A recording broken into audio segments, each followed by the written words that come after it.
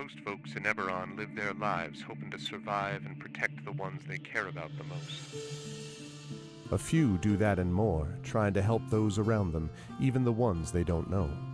But only one group does all that when no one else can. The King's Citadel, the ones who do the job no one else can do. Elarian, the Shield, a star-forged Aegis whose strength lies in the defense of their companions and their will to keep the Citadel and its missions safe no matter the price, even when that price must finally be paid. Merime, the Sword, a Kalashtar bard whose dreams predict doom and disaster, and who has touched the mind of a god. Her skill in battle, insight into the hearts and minds of those she encounters, and love for her sister in the Citadel is more necessary than ever, if her divinely touched spirit does not waver. Tantan, the Brain, a dragon-marked human artificer whose jovial demeanor conceals a deep curiosity, razor-sharp intellect, and long memory. He knows what he did for the last war, and he knows what it did to him. And now that he has returned to the site of it all, deep within the ruins of Seer, he knows how much worse the next war will be, unless he can stop it. Nisiana, the Heart, a dragon-marked halfling healer whose love for her sister is matched only by her desire to help and heal the members of the Citadel. She's grown wiser and more wary, and has learned that at times harming matters as much as healing. Can she keep hope and the King's Citadel alive? Rowan, the Wild Card, a human wild magic sorcerer who's played a dangerous game for most of his life. He's gone all in to save his friends, but for the first time he's learned they're not the only ones sitting at the table. Can he break through the shadows of his past and finally call the bluff? These 5 elite operatives came together to aid the salvage outpost of Salvation, where the Grey hovers nearby, a threat and a promise. With the Oracle of War, they found an artifact powerful enough to end a war, or begin one. They traveled to Sharn's City of Towers to unravel the Oracle's mysteries while stopping assassination attempts from the terrorist organization known as the Emerald Claw. They traveled back to Salvation and into the Grey to repel a war-forged invasion and take the fight to the Lord of Blade's secret fortress Razorcrag. They paid a heavy price to rescue hostages from the fortress, and the Lord of Blades escaped into the Grey, seeking a way to create an army of Warforged powerful enough to crush the 5 nations of Corvair. But the Citadel had more immediate problems, the Emerald Claw, and a looming war. At the same time learning that the Lord of Blades seeks the Oracle of Bones to create his invincible army. Now the King's Citadel is in a race against time to unite the 5 nations and stop the Lord of Blades before he can turn his full might against all of Corvair. They've saved Salvation, navigated Sharn, prevented disaster at Razorcrag, stopped the war with Thrain, and thwarted the Emerald Claw. But can they finally unlock the Oracle of War's secrets and defeat the Lord of Blades? Only if they remember that in the end, all they have is each other and the King's Citadel. Long live the King. Welcome to Eberron. Welcome to Corvair. Welcome to the final season of the Oracle of War. It has been a little too long since we've heard that video, but it is back now. Welcome, everybody. Welcome, Arvanauts, to a Saturday night stream. It is October 25th, 2025. It is the final Saturday, actually, of, I think it's the final Saturday of October, isn't it? It is indeed the final Saturday of October, because next Saturday is November 1st. So we are closing in on Halloween. We are closing in on the end of October as we move solidly here into fall. And it is my great pleasure to welcome you all, excuse me, to day 80 of D&D with Infinity and Beyond. This is Eberron Oracle of War. We are in the final season of Eberron Oracle of War, Season 6, and it is the final tribute, Part 5. I am very excited to be bringing this to you and to get back together with this awesome crew. But before we get there, Just a couple of reminders about ways to support the channel. If you haven't done so already, please follow us on the channel. Please check out our YouTube with !ArvTube and do subscribe to us over there as we continue to hit new records of subscribers there. Discord is !ArvCord. You can hang out with the Arvanauts in between streams. Blue Sky, !ArvSky. Please join us over there for that. And the website for this, arvaneleron.com. Financially, !ArvShop. That's our merchandise area. I am, in fact, repping the channel today and this particular crew with the shirt I'm wearing. You can get that stuff that supports the channel and gets you cool swag as well. Holiday season's coming up, and so, you know, if you need gifts for people, the actual play D&D fans in your life, this is what you can do. So you can do that. !Arv shop for that. !Arvtreon for the Patreon. Trying to get back up into triple digits by the end of the year. You can get unique stuff for you. I know you can't see my shirt yet, but I am repping it, but I have not revealed myself yet. I will show you in just a moment. That's right. Also, hi, Triffid. So where was I? Yes.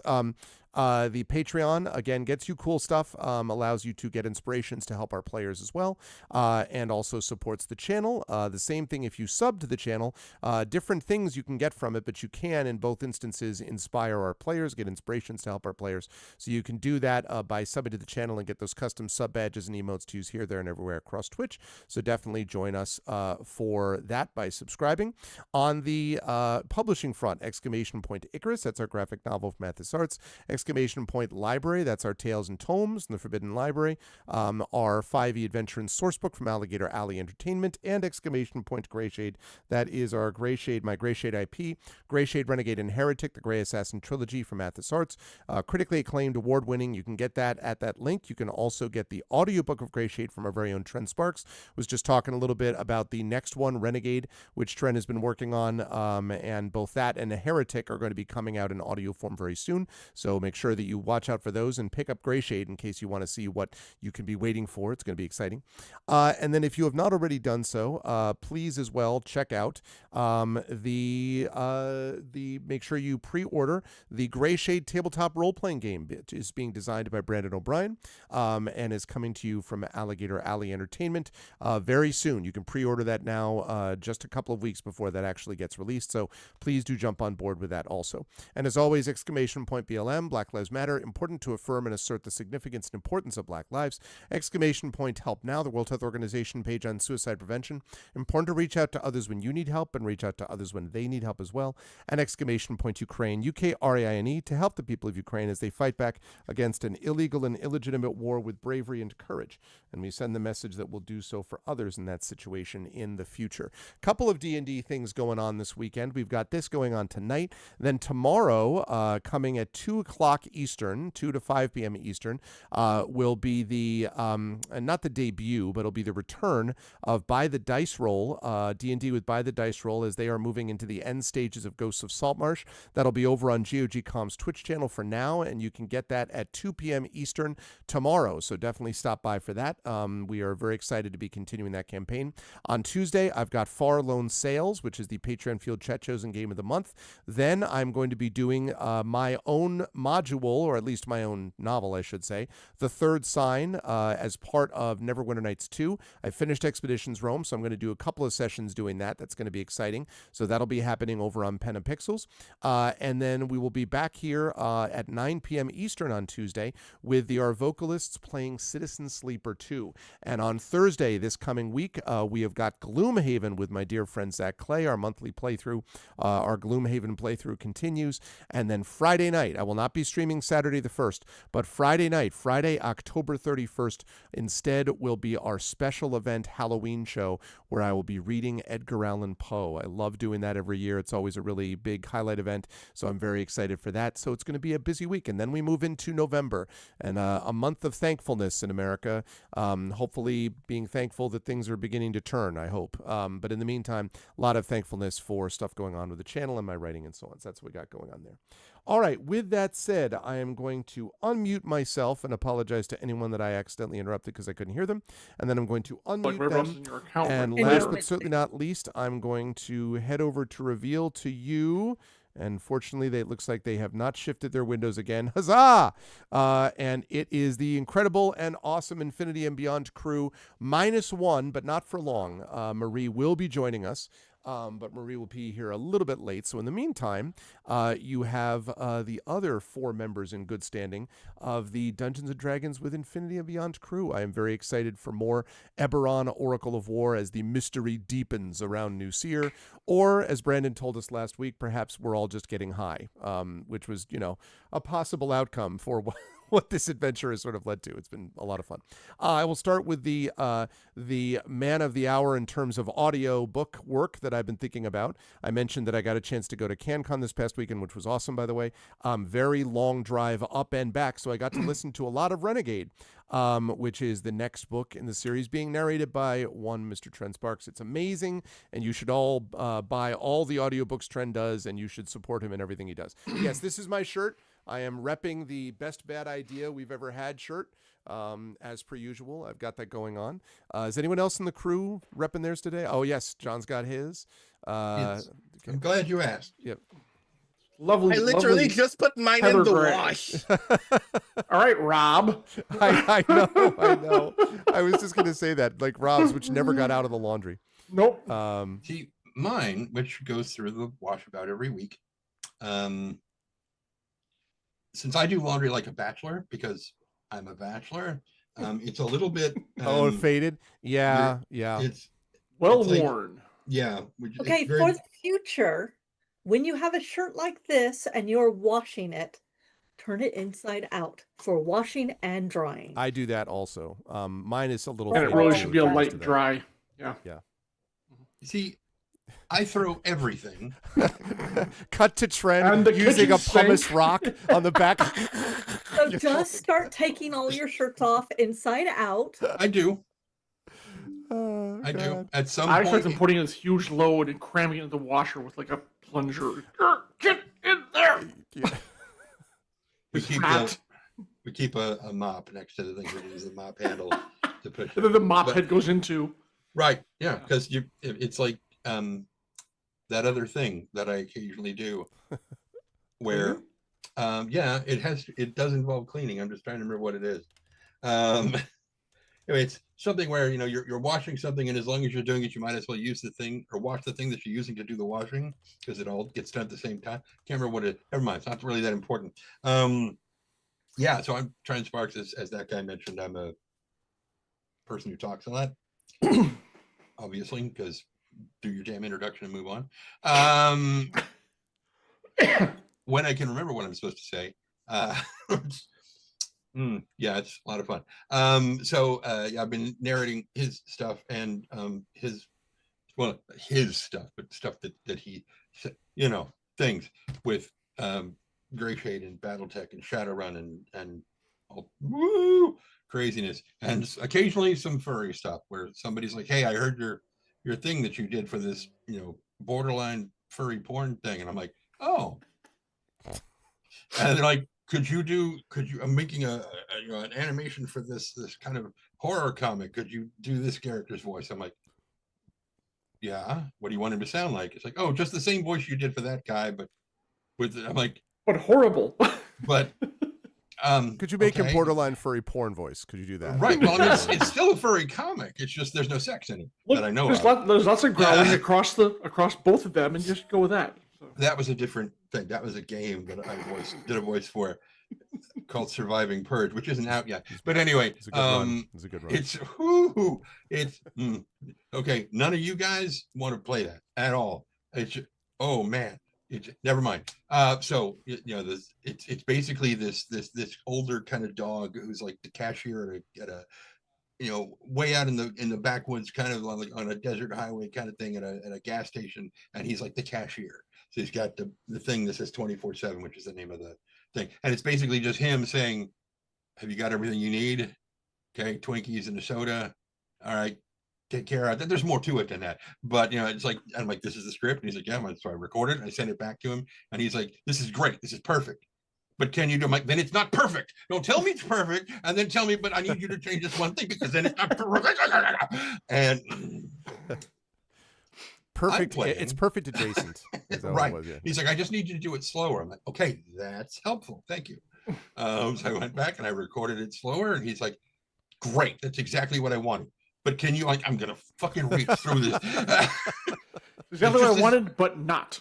Just this one line. I want you to. I just need you to space this part out because I got to split it between these two frames of the comic. I'm like, okay, I can do that. And I'm like, how's this? And he's like, perfect. And I'm like, Waits for it. Still perfect. Still no, perfect. okay. All right, good. But yeah, so apparently that's done. Anyway, so right, I'm playing Miatantan Tagashaw de Cannith of the House of Cannith, obviously, because the whole de Cannith thing. He is a battlesmith artificer who just wants to be kind of a leather-clad Santa Claus. Not because he's like, you be a good boy or I'm going to spank you. No, not that guy. He just wears leather armor. So that's why he's just Santa Claus. We found the name for his OnlyFans channel, clearly. Well, see, well, that could get me more money. Don't No, encourage him, John. I don't need any encouragement. That's kind of what you're saying, actually. Plenty of encouragement. So he's got normally a mechanical good boy named Spanner, but not right now because he hasn't bothered to build him again yet. I think I was dreaming the other night. Been kind of busy. A little bit, but Yeah. I mean, I had time. But I think the other night I was dreaming because we had finally settled on when we were playing this month, and I think that night I had a dream where I was Tantan, and instead of rebuilding Spanner, he built Nimble, the pseudo dragon. Oh, so sad. That would be Yeah. interesting. Such a heroic death. It'd be interesting if Tantan survives this whole thing. If like they cut to like and so lived here for the rest of their days, blah blah blah, or whatever, and you're just like on a porch somewhere with like the Meccano Nimble that you've constructed for yourself. I could see it. But it is a great pleasure to have Turn with us, and I'm excited to see what Tantan gets up to. We will introduce Marie when she gets there, and so we will move right over to one Mr. Brandon O'Brien, who is here and present. It is good to see you, Brandon. I hope all is well, and things. How's life in the universe with you, and whom are you playing this evening? Hello, everyone. I am good. Trying not to think about the amount of times that the news keeps mentioning that we may at some point be potentially at war. In lieu of that, I have been distracting myself by consuming lots of media as usual, as kind of as a kind of academic study. I have finally gotten around to watching the Amazon Prime Video series Reacher.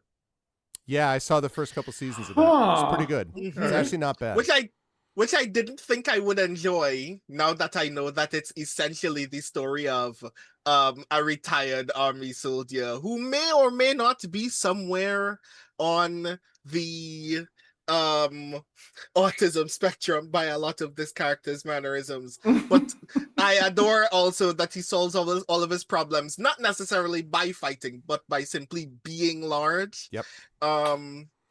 Is very interesting. That actor is a cool dude, by the way. Really cool guy. The actor who plays Reacher.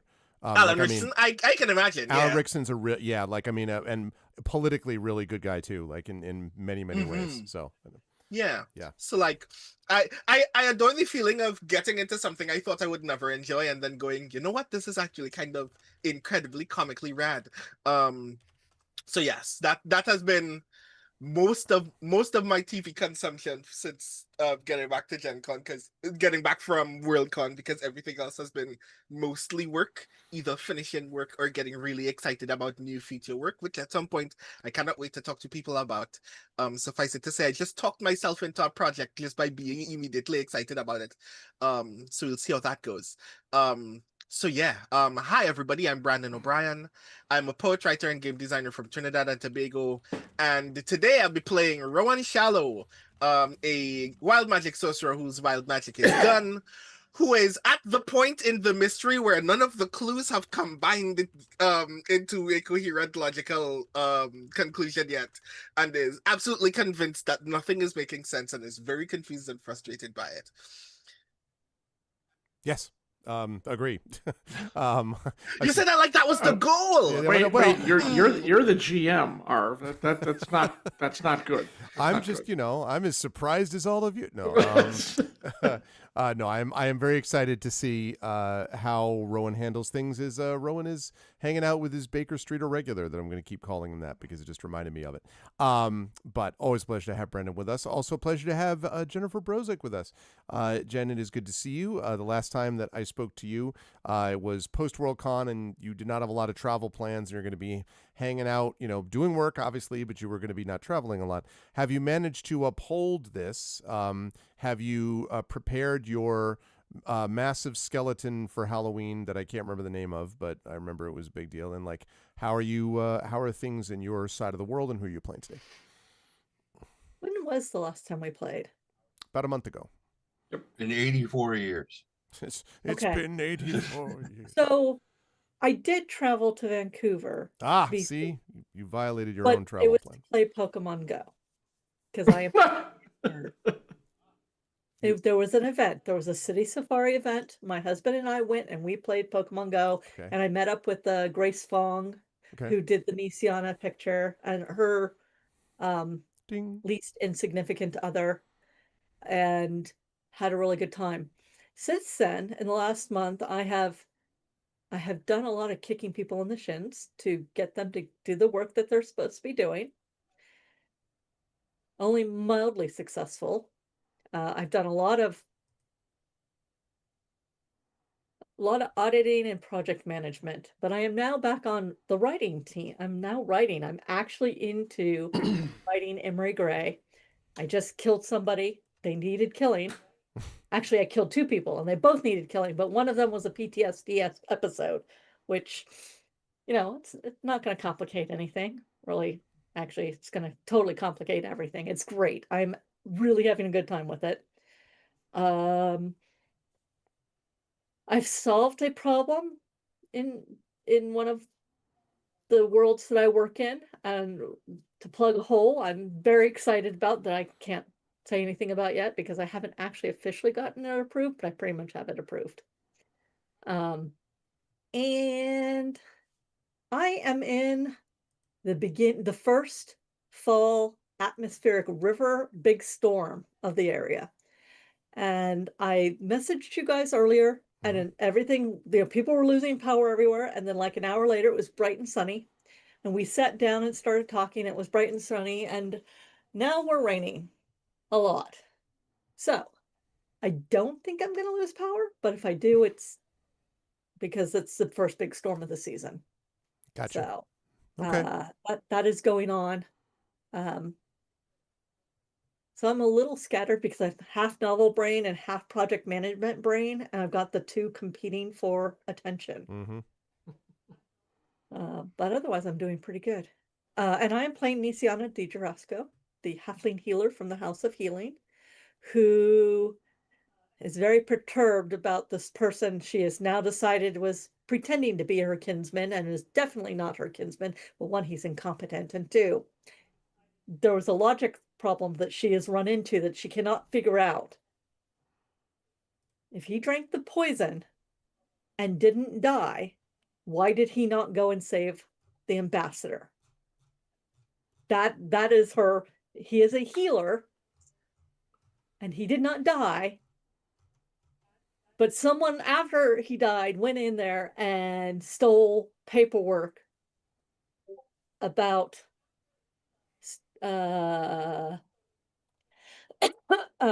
ambassador's recommendation on something, but that was 6 weeks ago, 20,000 words ago, 14 for many projects ago.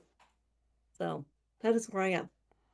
Always a pleasure to have Jen with us. And yes, we will get recapped and caught up on everybody as we do this.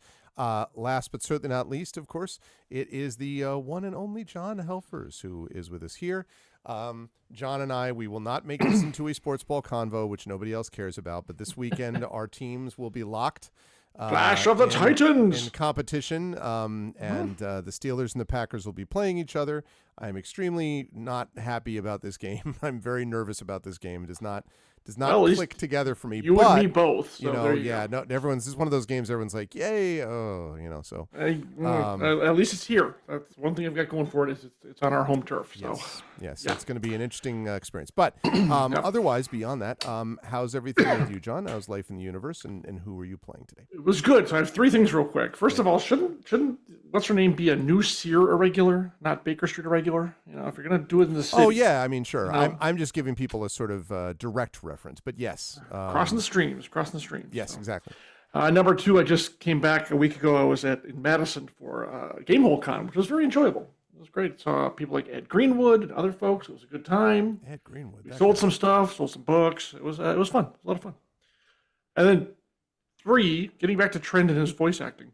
So somehow I have the first book I think he recorded for us, which I believe was Embers of War, on my phone, which means that I'm driving the 2.5 hours to Madison, and I have my on shuffle, constant shuffle. And in between all my music, which everything from like Zydeco to opera. And occasionally there'll be a voice of Trend, but the chapters are not in order. So maybe chapter 34 and maybe chapter 2. I just like, don't want to listen to this? Yeah, sure. Listen to Trend. I'm like, damn, he's pretty good. And sometimes I'm just like, nah, I don't like that. I'll skip over it. So it's funny listening to the book completely out of order in between a lot of other music. Well, I was just gonna say, I just had this image of like you know, Trend finishing with like, and then the missile struck down like hell, death from above, and then hey, Zydeco, I mean, you know, or Celtic music, or whatever, or you know, The Matrix. Oh God, depends. Yes, you and need that's it. You true. need to start doing. I need to hear a Trend BattleTech thing with a Zydeco soundtrack. Like I sign me up. Or you go from PPCs to Orinoco Flow. There you go. There you go. Exactly. Which could happen. I do have some Enya on there God. too. Yes, very possible. Anywho, it's great to be back. It's great to be playing with everyone. We've just heard Marie is going to be inbound shortly. But as for me, I am still playing Alarian, the Starforged Aegis, and having a grand time doing so. And hopefully we're going to get really close to wrapping up this mystery, if not solving it. Not because it's not fun, but I think we're getting closer to when the pieces all start to hopefully fit together. As I said on the wire, all the pieces matter. I just think we're still missing one or two is the problem. So perhaps some connective tissue still need to be gotten. We shall see. But it's great to be back. Awesome. It is great to have the crew here. And yes, let us get into it. I'm going to move us over to the map. And let's talk a little bit about what happened in our last session. The King's Citadel has come to New Seer. And when they first came to New Seer, they came here with the stated intention of trying to get help, specifically the location of the Forge of Making, from the Prince of New Seer, who would be able to give them that information. Something kind of funny happened, though, on the way to the forum, which is what they discovered is that New Seer, which is essentially a refugee camp, which has never been in tremendous shape, is in disastrous shape and has been in disastrous shape for at least the last maybe 5 to 6 weeks. There is increasing famine, lots and lots of illness. There are rats roaming the streets, swarms of them. There's just, it's even worse than normal, and it's unclear as to why. So, of course, the King's Citadel, being the ones who do the jobs that no one else can do, when they arrived, were like, we got to get this job done. And so they began to start looking around. They discovered a number of different figures. I'm not going to go through all of those. There's a handy dandy YouTube playlist for all of you all to check out, which I highly recommend you listen to, but that you watch. You can listen to it, but also watch as Not well. Right now. Not right now, though. Well, actually, if you're watching the VOD of this, just pause. Wait, we'll be right back. That's true. But anyway, but what the specific ones that are important in our last session have to do with some of the clues that they've begun to gather together. And I believe I managed to put somewhere here, he said doubtfully. Where did I put the thing? Was it that one? No, it was that one. That's odd. Did I not put the... Oh, I see. The line must be drawn here. The line must be drawn here. Yeah, I'm not sure why I did not have... Okay, I'll have to see if I can track this down. Oh, I know why. Of course, silly me. It's because it's in Roll20, not on OBS. That would explain it. So let me show you all this mysterious diagram. That's the one I was looking for. That is what was found in the place where a member of the Dark Lanterns, basically another secret service of Brayland, was found. How do I put this delicately? Torn to bits, basically.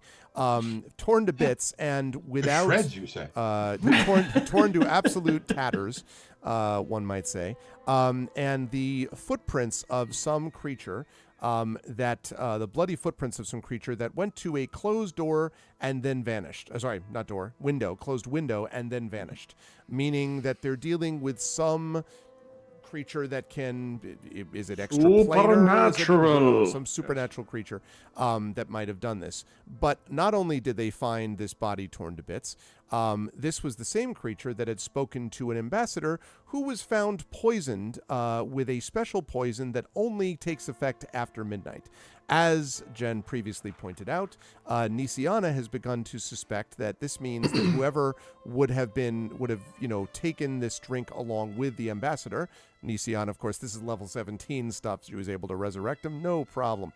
But in the process of talking to him, found that Diraz de Jurasco, a supposed member of House Jurasco who had been sent here to help the people of Nusir and to heal them and so forth, had visited the ambassador and had drunk apparently of the same wine, which means either that Diraz was the one responsible and had taken an antidote previously, or that Diraz was somehow stumbled into the antidote or was immune from it and then should have gone back and checked on the ambassador and didn't do that either. Either way, something is very wrong with Diraz de Jurasco, and so they determined that they would find them. Rowan, in fact, tracked Diraz down, and they had them ready for interrogation, were walking him into the palace, whereupon he vanished. And they were kind of like, what the hell is this? But they did find at the scene of this person that had seen the ambassador that same night, it was now been torn to shreds, all of these links. The Tattered Banner, which is an inn, the rats, because there's a swarm of rats, arrows leading from the plague to Nusir, Jurasco leading up to the rats, and perhaps also leading to unrest and reprisals, farm sightings and famine. There is the Lemon Grove farm that the party has been thinking about checking out and seeing more about this famine detail, and Commissioner Gebler, who is the town manager, basically, and they don't entirely know, the party does not yet know what this is about, but we're going to go see him also. So to be clear, chat, we have the farm the party's thinking about, Commissioner Gebler the party is thinking about, and of course the aforementioned Tattered Banner. Alarian, invisible, was observing Rowan, who met a member of this, not Baker Street Irregular, but Nusir Irregular, let us say, a group of teenagers that were trained a little bit by Rowan and Nusir, who said that they had discovered these two goblins who had slipped into the basement window of the otherwise shuttered Tattered Banner. And when they went over, first of all, they had slipped into the window carrying, barely managing to fit through the window, this big wheel of cheese. And when Rowan went over with Corinna, they were playing some kind of pipes. Someone is playing some pipe from in the basement. And the last bit of information I'll give you all is that Nisiana and Merime were on their way to the Tattered Banner. Tantin also is on his way to the Tattered Banner because he has asked a certain rat to bring him to the Tattered Banner where more details can be found. If all that sounds like there's a lot going on, you're right. And so that's where we're going to start, basically with Rowan outside the window, having just heard these pipes. And because Rowan does have the observant feat, I don't think it's going to be difficult to hear the arrival of footsteps behind you, especially since the footsteps are being partially done by someone who's extraordinarily tired and subsisting largely on caffeine at the moment, and that is Tantin.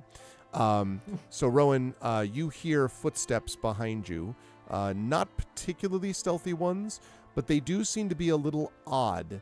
That is to say, they seem to be almost more shuffling than walking normally. And amusingly enough, I just got an email that I received a Zoom invitation from Gregory Wilson to join a call. But you already... Yeah. What? I sent it... Interesting, okay. Huh? That's good to know. You should rejoin the Zoom call you're already in. Right. Yes, Yeah. make it official. Yes. So Rowan, Pinwheel. Rowan, you are there. Oh, and also, I guess Alarian, let me have you make a perception check, please. But Rowan, you hear this without having to make that check because of the observant feat. So something is behind you. Perception. Wait. Okay. I'm just hearing footsteps, right? Yes, but they're weird. Mm-hmm. Do I get an advantage for being in the air? Because I kind of like got broad. I don't think so because you're focusing your attention on Rowan right now. In fact, you went out of your way to tell me you were doing that. That's true. That's fair. Okay. I respond instinctively by turning to the direction where the footsteps are coming from and arming myself. My pistol is out. The first thing you see is a Marie Bilodeau entering the waiting room. The second thing that you see is all the camera shifting. Yeah, exactly. I know. I'm waiting for it. Fortunately, not all of them, just some of them. Huzzah! All right. We will get... and there was much rejoicing. We will get Marie sorted out right now. Yes. Sort me Unless Marie out. does want to briefly become Ilarian. Yeah, I mean... Yes! She could probably make that happen. Yeah. Swap for the evening. I don't know that that's really... I think it's gonna be complicated enough keeping track of you people without all that. So just before, as I'm getting redone here, so when you turn around, Rowan, what you see coming towards you, scurrying along the street, is a rat, and behind the rat, shuffling along, looking quite tired, but also quite focused on the rat, which may explain the strange shuffling nature of his footsteps, is Tanton, who is looking down at the rat and definitely not up at you. Rowan, also, now that you've... sorry, Rowan, not Rowan. Alarian, I can also tell you now that you, because of that perception check, see more or less what I've just described, except from the top down. So you see a small little creature making its way, definitely a rat, and then again, Tanton sort of shuffling along behind it. Mm-hmm. Okay. What do you want to do, Mia Rowan? Tanton, did the rat steal something from you? The very first thought when you said you turn around and arm yourself was a scene from Falcon and the Winter Soldier, where Bucky's got his arm on, and it's not General Okoye, it's one of the other Dora Milaje. She just bang, just hit, and the arm just falls off. Yeah. And I just imagine immediately. I just imagine the gun coming up in the what the hell's my character saying? Tanton's face, and it just falls off. It's like, oh, sorry. Puts it back on. It says a lot about the power of that scene that you said. Falcon did it with Soldier, and I immediately knew. Oh yeah, it's when Bucky loses his arm. Yeah. That whole show. So good, so good. Wakanda is amazing. Anyway, Tanton's still just glassy-eyed, but following the rat, and he's like, "Oh no." And the rat scurries up to the window. I will head to Marie in just a second. But the rat scurries up to the window, and then stops and turns back, Rowan, and to Tanton. And Tanton, by the way, how is it that you were communicating with this rat again? I don't remember. I've been trying to remember that since yesterday. I was communicating with the rat. I was the one, and we were chatting. Okay, but then, were you with? But Tanton was following this rat. Were you with Tanton though? Yeah. I was with this Tanton. is why. Okay. Yeah, we were because the reason why, Marie, is that I was as I was preparing for this, I knew about the groups that were there, but I was trying to remember why the three of you, and I couldn't track it down, how you were all making your way over, and I knew Tanton was following it. Okay. Well, that's good timing then, because then that would means you would be following Tanton, and Nisiana, you would be following Marame. So that, I think, all explains everything now.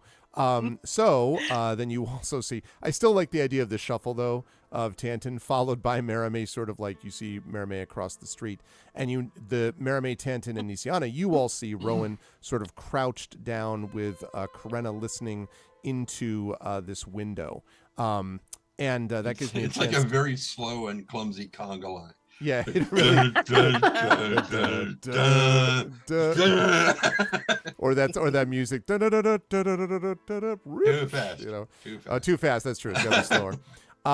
Okay, so Marie, I guess you could tell us how Marimé is going to come up alongside the window just after you introduce yourself. Marie Bilodeau is here.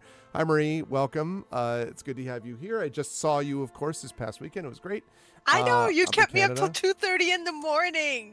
I did not do that. It was You the game. did. It was Illuminati, the game, that kept us up this long, and it was great. And we all had a good time. Illuminati's responsible for everything. Yep, they were I know, exactly. Freaking Illuminati. It was great. It was really good. How are you? Have you recovered from CanCon and all that? And who are you playing? Oh, you've heard of CanCon. I did recover. It took me like much longer than it did in my 30s.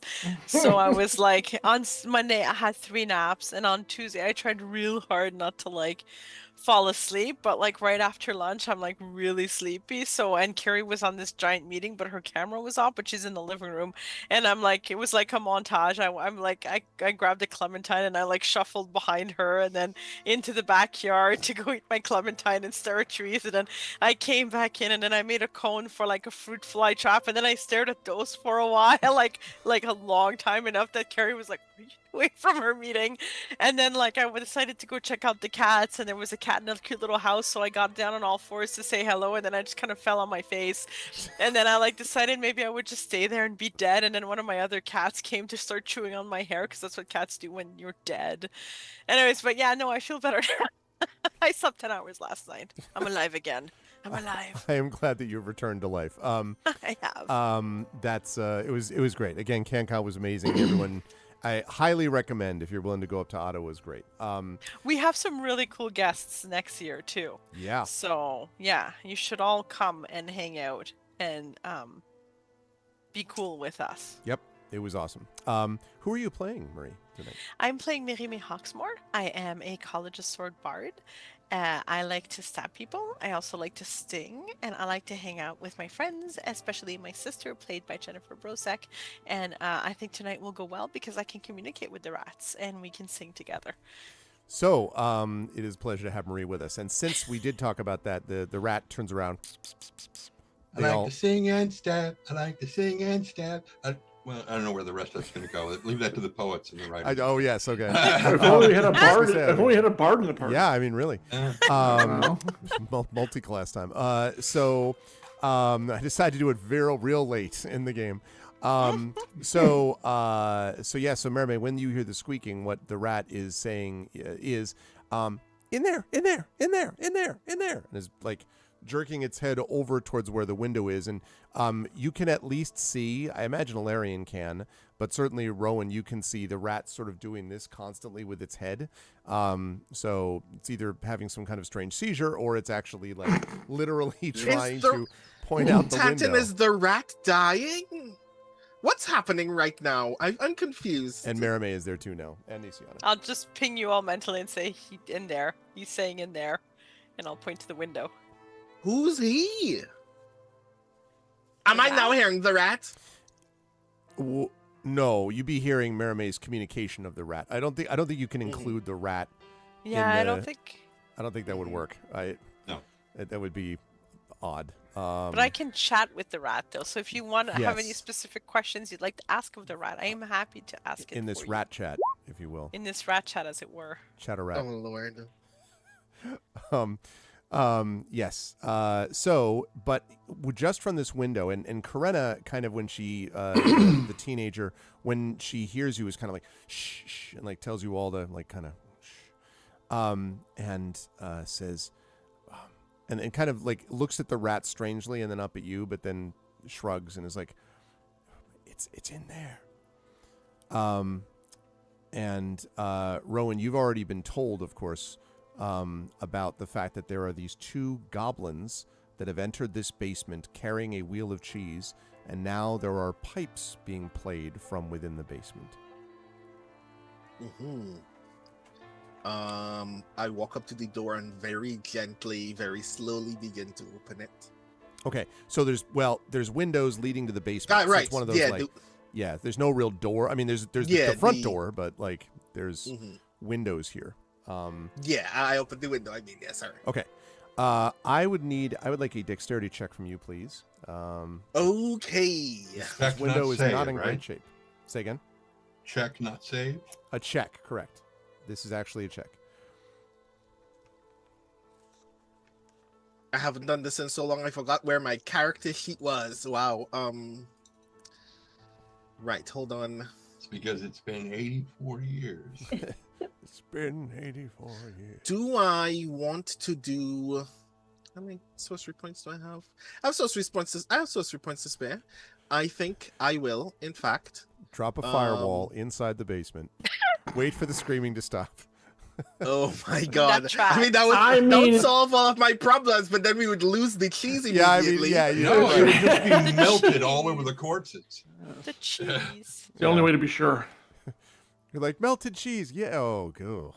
It's just like that's. I mean, the rat would be like, just go on and leave me. I'm fine here. It's Yeah, all good. like I'm all good. Right, yeah, I don't need to spend sorcery points for Tides of Chaos, so I'm going to Tides of Chaos. Okay. But that means I owe you a thing in a little bit. Mhm. So I'm making this at advantage. Transform the rat into a real boy.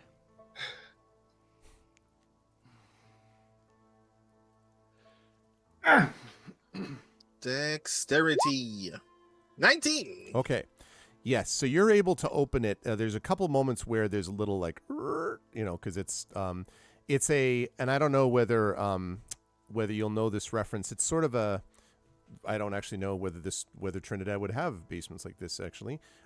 Thin windows, Brandon. So like kind of thin, you know what I mean? Okay. So like it is definitely big enough, or narrow windows, I should say. Big enough that you think people could fit in. I would imagine, I mean, some people. I don't think Alarian's getting in that way. And Tantin might get Winnie the Pooh. Yeah, there might be a little bit of that going on. But Ramming speed. But Rowan, you think you could? Merame and Nisiana certainly could, and obviously Karena could if Karena went in there. When the window opens, it opens enough that you're able to sort of. It's lit inside. There are a couple of dim, but definitely visible lanterns that are flickering and giving some light to the basement. So you could peer in if you wish, pretty silently actually, thanks to your check. After you do your magic surge for your wild magic surge for me, then you can look in and I will explain what it is you see. 14.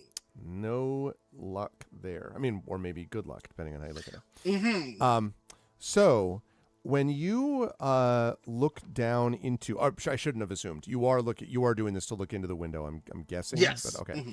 When you look down there, what you see is you're looking into a small cellar, and it's piled up with barrels and crates.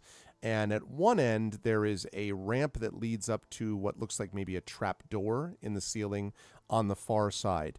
And sitting on a large crate, currently facing away from the window, are a pair of goblins. They are dressed in brightly colored, mismatched clothes. Think like Jester Motley type of stuff, right? They're sitting on a large crate. One of them is eating from a giant wheel of cheese, and the other one is playing the pipes. And as they do so, the rat that's with you jumps through the window and down to the ground, and suddenly you notice that the floor, which at first you just thought was gray, is moving. And it's moving because it is entirely covered with rats that are swarming around the crate as the goblin plays. So far, the goblins do not seem to have noticed you, Rowan.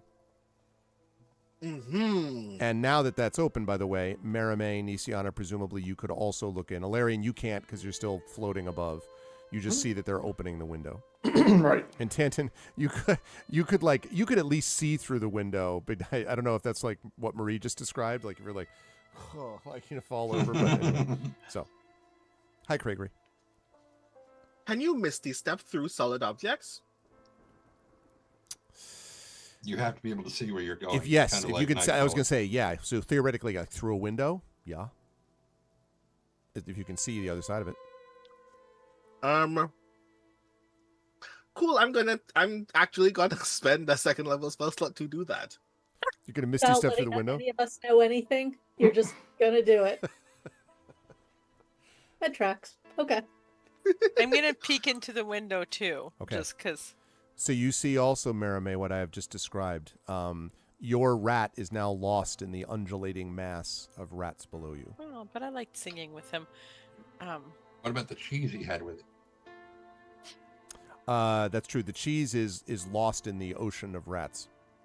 I'm sure it'll be fine. Yeah. Okay, so Rowan, where are you misty stepping to?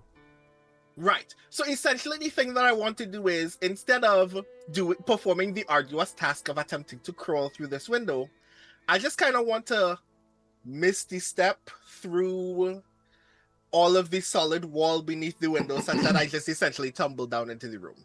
Okay, keep it that. You can totally do that. Yes, I certainly support this idea. Absolutely. What could go wrong? Also, hi, Proxima. Okay, so you can do that. I think this is a wild magic. And then surge. when I land, I immediately want to do another thing. Okay. But yes, I also owe you a give me the wild magic magic for surge. both of those things. Yeah. Give me the magic surge because there's going to be a 18. Okay. We're moving towards these others. Okay. So you misty step, and you all see Rowan like disappear and then appear on the other side of the window, and you're heading towards the floor. It is at some point in the midst of heading towards the floor, Rowan, that it occurs to you that there is no floor. It's just a lot of rats on top of the floor. So when you land on top of the rats, you hear an unfortunate squishing and squeaking sound, at Very which short point squeak. you are then swarmed over by rats. Not that the rats are attacking you as much as they are swarming over you. I need you, You are to now make a highway. Yes, exactly. And so I guess if you want to do another thing, you can do that. I do want you to note that your vision is currently obscured by rats. Also should be pointed out, these rats are not nibbling or attacking you or biting you in any way. In fact, they seem to be paying no notice to you. It's just of you. It's just there's so many of them, they're flowing over you. And Marimay, since you're looking through the window, you can see that like Rowan appears, misty steps, falls to the ground, and is immediately just covered over by rats. I link us all up into the mind link. Hey, Rowan, how's it going? I don't have enough rats. Which is obviously not how I sound in my mind, but still. Clearly, you need the rat chorus. Yeah, I was saying what you're hearing though outside of that, Rowan, is that.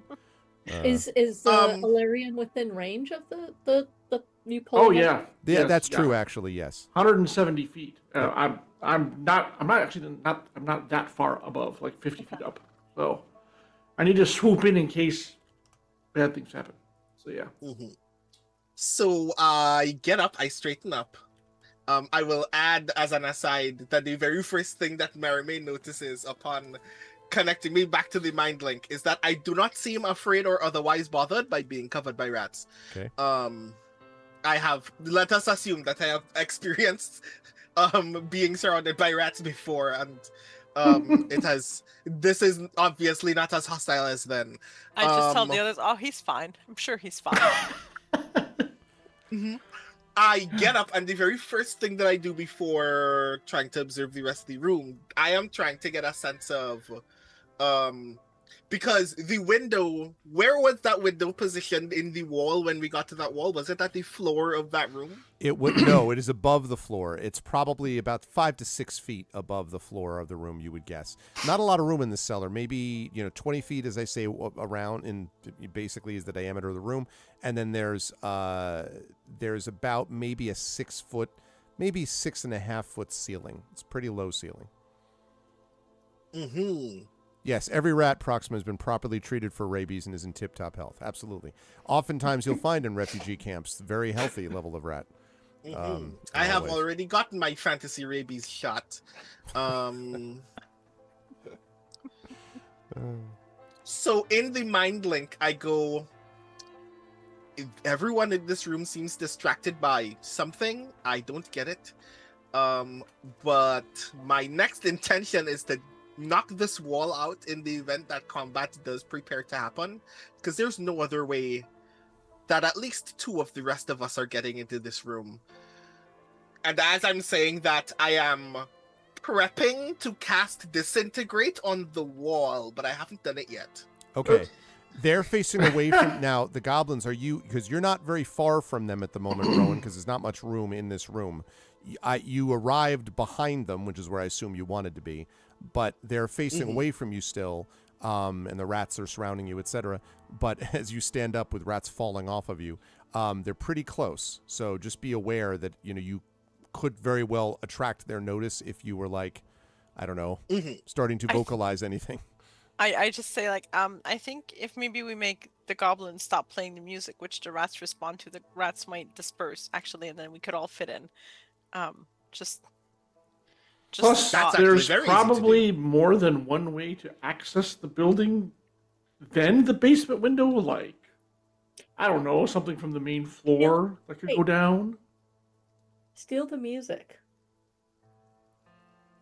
What did you say, I Jen? could- Oh, I said just steal the pipe, steal the music. Ooh. I could do that more that easily. From where I am, is there a way to access the building from the roof? The chimney is much No. too small. I mean, death from above the roof, but it's definitely a how are you? Welcome, I've arrived type of thing. Yeah, it would make an Good entrance, morning. but this is a 2-story building or one? It's a one-story building. You think? It might be like 1.5. There might be an attic, but and there obviously is a basement, although. I mean, it's just a front door, Yep. clearly. Which is But- which is boarded up. The whole thing is boarded up, by the way. Back door? Does not appear to be a back door. There is a trap door though, which is like sort of against the back wall that you can see. Not where you are. You are all on the side of the building, but you, Ilarion, above can see there's a trap door that obviously, presumably, is leading down into the cellar. Voila! I'll pass that information on to the group. So we could do kind of a two-pronged thing, or, as Nisiana said, if you just remove the music, meh. And actually, if they make a break for it to these doors, then I will be ready and waiting for them. Ooh, try to get me the pipes if you can. Maybe I can play them and get the rats on our side. You already have one. We could use a couple hundred more. I am very carefully not only to conceal my movements, but also because I am not in the mood to step on rat. I am very gingerly walking up towards the goblin that is playing the pipes, because it's only one of the two of them, correct? That is correct, and the other one is working away on a wheel of cheese. And I can't use minor illusion to do both, so the sound is more important than everything else, assuming that this goblin is actually not very intelligent. And I'm going to minor illusion the two goblins to give them the impression that the music is still playing, while I just sleight of hand the pipes right out of his hand right in front of him. All right. So you threw some pipe music on. Would be somewhat appropriate. It's more bagpipes, but it's okay. We'll take it. So you minor illusion. You minor illusion in front of him. What again? What was the thing? No, I'm using minor illusion to give the impression that the music is still playing. Ah, okay. All right. So you do that. But just for those two goblins. Okay. The gotcha. rats, I guess, can suffer. And then I am trying to just steal the instrument from him. Now you're trying to steal it from him as he's playing it, to be clear. Yes. I see. All right. Hey, I have known some people who were that just vacant that you could steal an instrument that they were playing and they wouldn't know. Yeah. Let me see. All right, I'm going to need a sleight of hand check at disadvantage. Oh, yeah. And at minus And this? at disadvantage and at -5. Now, I mean, listen, I'm willing to accept something, but now you're Cool. playing it may be helpful to the other goblin, the goblin that you're actually stealing it from. I mean, he's like this with it. Yeah, You know, so- exactly. You won't notice. It'll be fine. It's fine. Okay. So while you're thinking about that, as soon as Rowan stood up, all I could picture was Fezzik in The Princess Bride. I am the dread pirate Robert. With just rats I'm here pouring for on your him. soul. Okay, so here's what. I'm going to Tides of Chaos again, so it just becomes a base roll, which means that I will owe you another Wild Magic Surge immediately afterwards as well. All right. Since I encouraged him with Nisiana to steal the pipe, I'm going to kind of cheer Rowan on in his mind and inspire him with 1d12. Does that work? Sure. Okay. So this resulting roll is Actually, I'm sorry. I'm so sorry, is Brendan. -5. I'm so sorry to interrupt. The only issue is, are you alerting your party that they know that? Because otherwise, Marimay, I don't know how you would know to inspire him, right? I mean, like, I don't know that Rowan is like. No, oh, yeah, I'm just I steal express my I express my intent to steal the instrument. Everything else. Then that's fine. Then. Yeah. Okay, then you can inspire. Yes. Because I'm very excited by this idea. I'm also, sure I you would are. like the instrument. I really hope that you get the wild magic surge, and that what you get is that any rats around you multiply by 10. That'd be really funny. Okay, Right. so this is initially 5, so I'm adding the 1d12 to it immediately. right, You'll yes, do great. that'd be a good idea since this was canceling out the disadvantage, so you can't roll it again other than that 1d12. So that's 12. 17. That's not No, 12. bad. No, Oh, my roll is 12, yeah. Oh, your total It's roll plus is 12. 7, yeah. 10 It would minus be a 5. Okay, Yeah. And so 5 plus 7. Yeah. so you so you reach up to the pipes, and there's this moment where you're like, you know, and he's like, and something is like, all of a sudden, like he's like, and like he stops, and his eyes sort of like look down to see you with your hand, like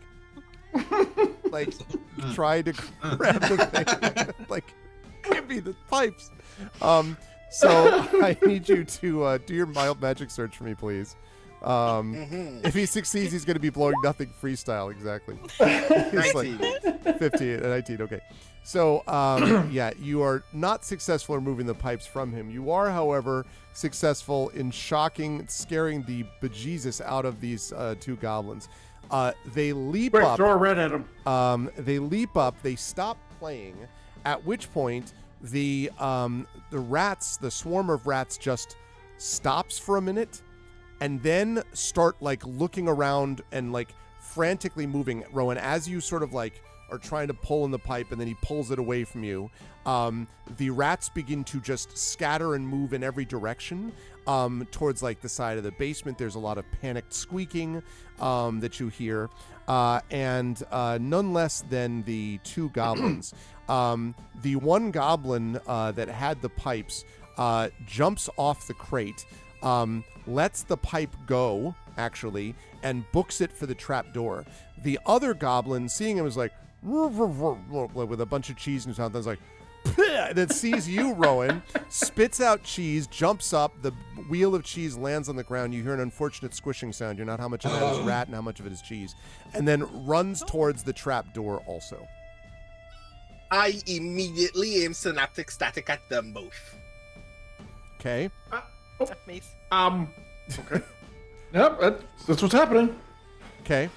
How does So this work again? let's see. Synaptic Static, I believe I've got to make a save. Well, first you have to make an attack, I assume.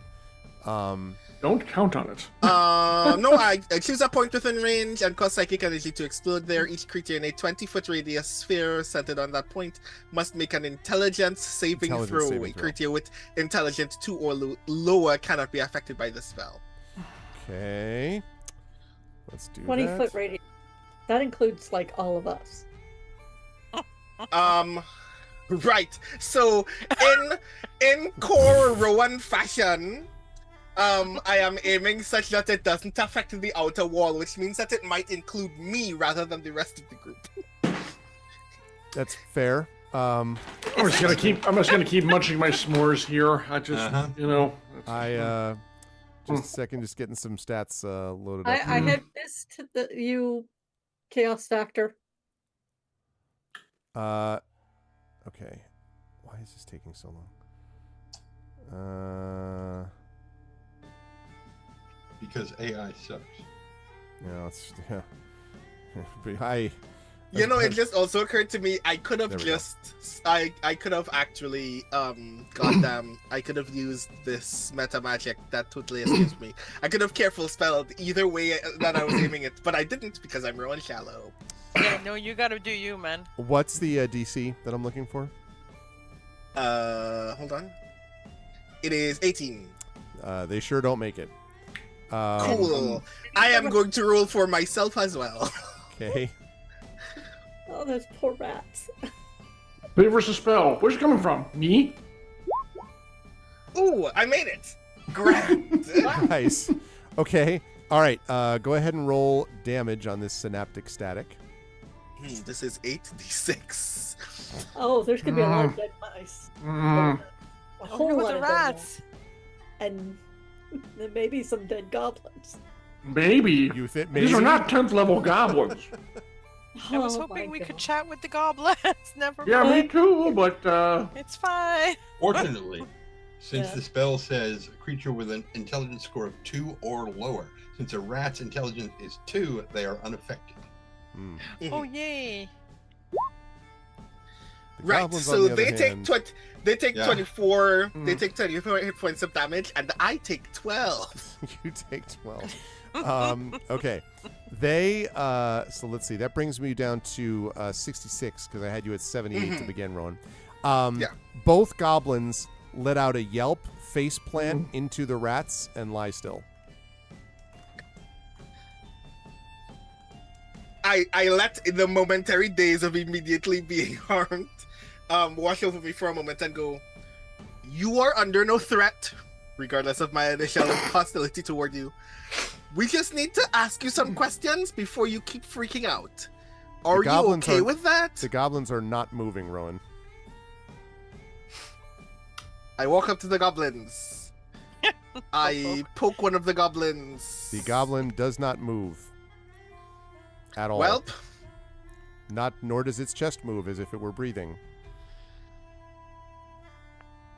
These are very dead, both of them. well, that was sudden of me. Just resurrect them. You're under no threat. So, I don't know if anyone sees that, but Rowan, you're just sort of staring at them. I imagine at some point one of the rest of you would be like, so, did you find the goblins? stop them. They are face Yeah? down with rats just flowing over. Well, they're not actually flowing over them. They're trying to Do the rats? panic. Are the rats starting to leave the building? Yes. Okay, when I see But not that, as I a will. river, though. They're all sort No, of no, like no. scattered and, Yeah, but they're starting to come out like through holes in the door and like Yep. the sides. All right, I go down and open the doors, the trap door. Okay. Yeah, so when you open it up, Larry, you're able to open it up without difficulty. Keep in mind, I'm still invisible. Right. So the doors open by themselves. The door, whoa, right, that's right. Well, but nobody sees it because there are a bunch of, bunch of barrels and crates stacked okay. up the stairs to the trap door. All right, Apparently the all right. goblins were getting in and out through the window. Gotcha. Right. You do, however, sort of like a bunch of like rats kind of, panicked, like See, a run new past new you. opening now. Yeah. That's right. You sort of smell this strange kind of almost electrical burn smell. Oh, but it's familiar. It's familiar. Yeah, exactly. It sure is. And so I know there were goblins in here. I just kind of shake my head and start going in and looking for Rowan. Okay, so you're going to clear out the barrels and the crates. Well, I can and all move that. over them. Are they packed to the ceiling? No, they're packed to the ceiling. Remember, this is a very low ceiling to begin with. Oh, well, As I it is, guess you're going to have to duck when you can get in this Mm. trapdoor. It's big enough for you, but you're going to have to duck down. Hey, Okay. Light and Passion. Hmm. So I start searching their bodies. Okay, Merime and Nisiana and Tanton, what are you doing?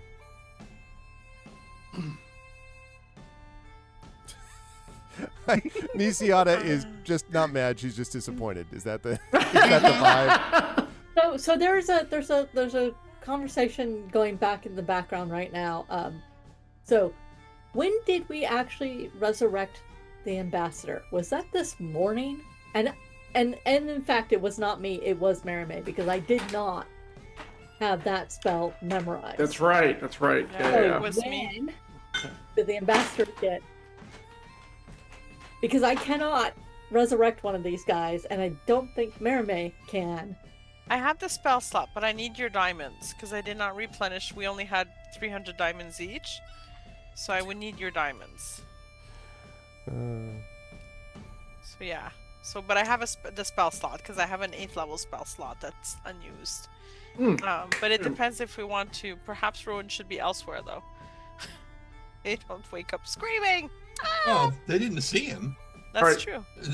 Well, yes, they Well, did. one of them did Yes, they look did. me right in the eye. Yeah, Yes. Arv, Yeah. while this conversation is going on, I am going to cast Speak with Animals, Okay. my staff. Right. And then I'm going to sit down and kind of call, kind of gently take a rat that's trying to get out of here, like, whoa, whoa, whoa, pick him up with my big hands, kind of Gotta make go. a Gotta cage go. with my Gotta go. Gotta fingers. go. Gotta go. Gotta go. Gotta go. Gotta go. Calm yourself, little one. Leaving. Ah! Nope. Just No. like wide-eyed, staring at you. If you answer my questions, I will give you a lot of cheese. It still is sort of like. Intelligence of 2. Yeah. You're Well, getting it's a not lot going of anywhere until it calms down. scream, Oh. shriek, scream. Okay. Oh. That's Well, going to take it's a while. also As gonna you're probably holding be on to this screaming Yeah. rat Bite you. on the stairs, Marame, did you say you're going in? You can fit through the window normally if you wish. Yeah. And Nisiana, you Yeah. could too, for that matter. I'm gonna Um, go in and I want to check out because they said that the rat had said that there had like come in through a portal or something, and the others had said that the rats had just arrived. So I want to see if there's anything like magic-y that indicates that. Okay. I tell my sister that too. I'm like, Well, because I feel Nisiana might have some insight here that I simply Pick up don't. the pipes and play them. okay. Let me do this one at a time. So, Marame, let's start with you. I would Pure like you elf. to make a perception check for me, please, but you can do it at advantage, and I'm giving you this check because of what you just asked regarding or mentioned regarding the portal. Okay. And then I'll come to you, awesome. Nisiana, in a second. Thank you. Mm. So perception. So I have okay, perfect. Rolling at advantage. Wow. Thank goodness that was an advantage. Dang. No, that would have been a 22 anyway. Yeah. That's true. Just as long and not at disadvantage. Mermaid, you notice that as the rats are starting to come out of the, like fleeing the basement, none of them are actually making it out to the street. Like, they go through the holes, they scurry through, and then they're just not there. Multiples of these rats. Eventually you do see a couple that are, like, make it out normally, and they're just sort of there out in the way. But the rest of them are not. They come to the windows, or they come to various egress points in the basement, but they do not emerge from those egress points out into where you can see them. It's as if they vanish in That's between the interesting. basement and here. Yeah. Can I go have a closer look at that? Like, is it just rat specific, or It like seems if to I be rat. Yeah, it seems to be rat specific. That's so exciting. I hope so, otherwise we're all trapped here. Well, I mean, that'd be exciting too. I will relay that information or that observation along, and then I will go check out the pipes that he was playing, because they were to control the rats. And as you do that, you can see that your sister has already arrived, and you are going to play these. Oh, my thing was, I have not actually gotten into there. I've simply told Merame To play them. I see. because I can't play them. Also, I am 2.5 feet tall. I don't feel like being covered in rats, especially ones that are panicked. That would That's be like being in 100% a fair. cranberry bog. Oh, do you guys know about cranberry bogs?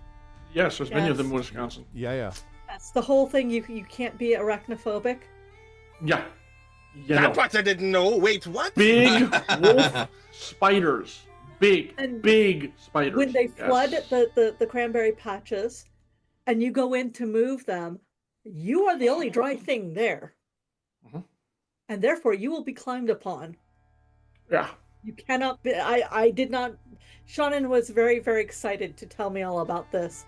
I'm sure That does seem thrilled like to the hear kind of thing that would excite Sean And, for a while. and basically tell me you never want to, because I said something about cranberry bogs and she's like, you never want it. No, you're not allowed. And this is why.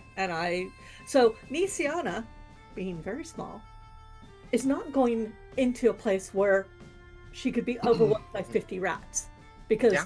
that shit would happen. Mm-hmm. The way this day is going, that shit would happen. 100%.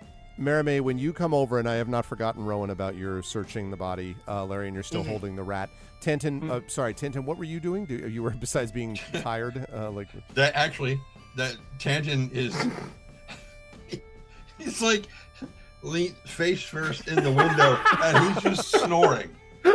No. But he's holding the window open, but he's asleep while he's doing it. Tremendous. Okay.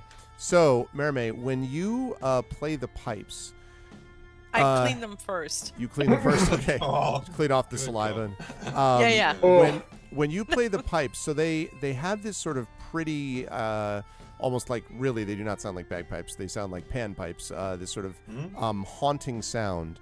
But you notice that rats don't seem to react, like the remaining rats in the basement, don't just seem to react to it one way or the other. But, Marime, I imagine in your travels you've come across something like this before. Let me have you make an Arcana check for me, please. Ooh, should I make it an advantage? Yes, because you are a bard.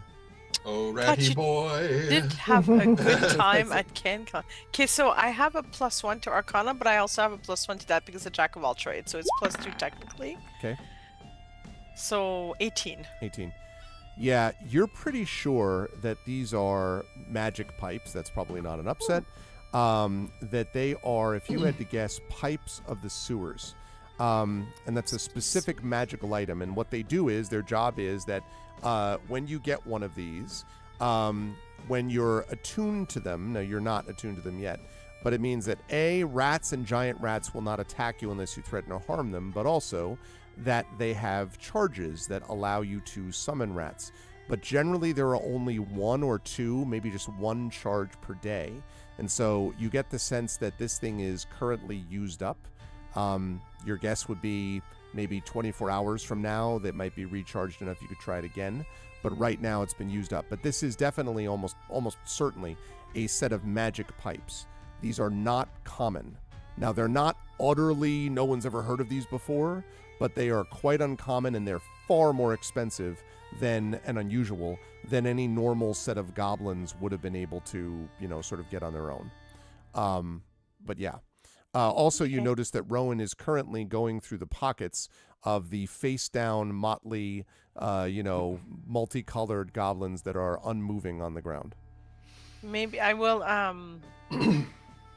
I will ask Rowan if he can see anything that points to their patron or something like that, because I think whoever's pulling the strings and gave them these pipes could be the ones we're looking for.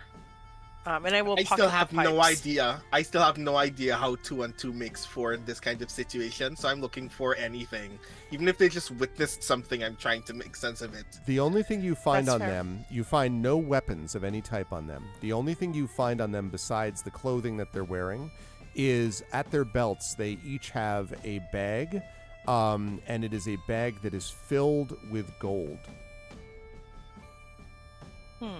Enough. How much gold is in one of these bags? Probably 50, 60 coins. Enough that, you would have been able to, this gold would allow you, there's no way, if you combine... These goblins could have retired tomorrow. Yeah, if you combined the wealth of every resident of New Seer, leaving aside the prince, I don't know, I shouldn't say that, maybe a couple of the officers, but you know what I mean. Basically 95% of the town would have a hard time assembling 3 or 4 gold coins, let alone 50 gold each. And each one of these have a bag absolutely overflowing, 50 gold coins in each probably of this bag. But that's all they have. No weapons, no items.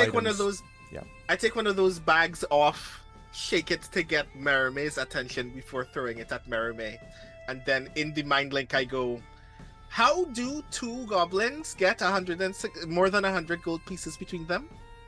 I'm guessing somebody was paying them to get these rats to cause havoc in town. But why in this room? Why in this room, in this tavern that is otherwise already empty and hollow? It looks like there's a spell here that stops the rats from leaving the basement unless they're allowed to. So that might be a way to control when the rats attack the fields. This is the point where Nisiana is looking in and she's like, what is wrong with the goblins? I think They're asleep. They're sadly asleep at the moment. I give him a look of like, you know, she's a cleric, right? I do. It's an unmoving sleep, Nisiana. Deep, Deep deep sleep. sleep. She's looking at it. She's Very like, "What?" I can bring one of them back, but only one, and we could ask them where they got the money. You Arv, I pinged you in Oh, the sorry, message, sorry. please. I beg your pardon. No. Sorry. In my defense, if it helps, this time I didn't mean to kill anyone. No. The excuse she uses, they were coming right at me. I Hilarious look at say the that? scene to repeat. No, this is I out of look at character. this- I'm doing something else. It would be so very funny if somebody actually said that, and then we look back at the scene and like they're literally away from me. But yes, And that would just make it manslaughter instead of murder. But whatever, you know, intent is everything in cases like that.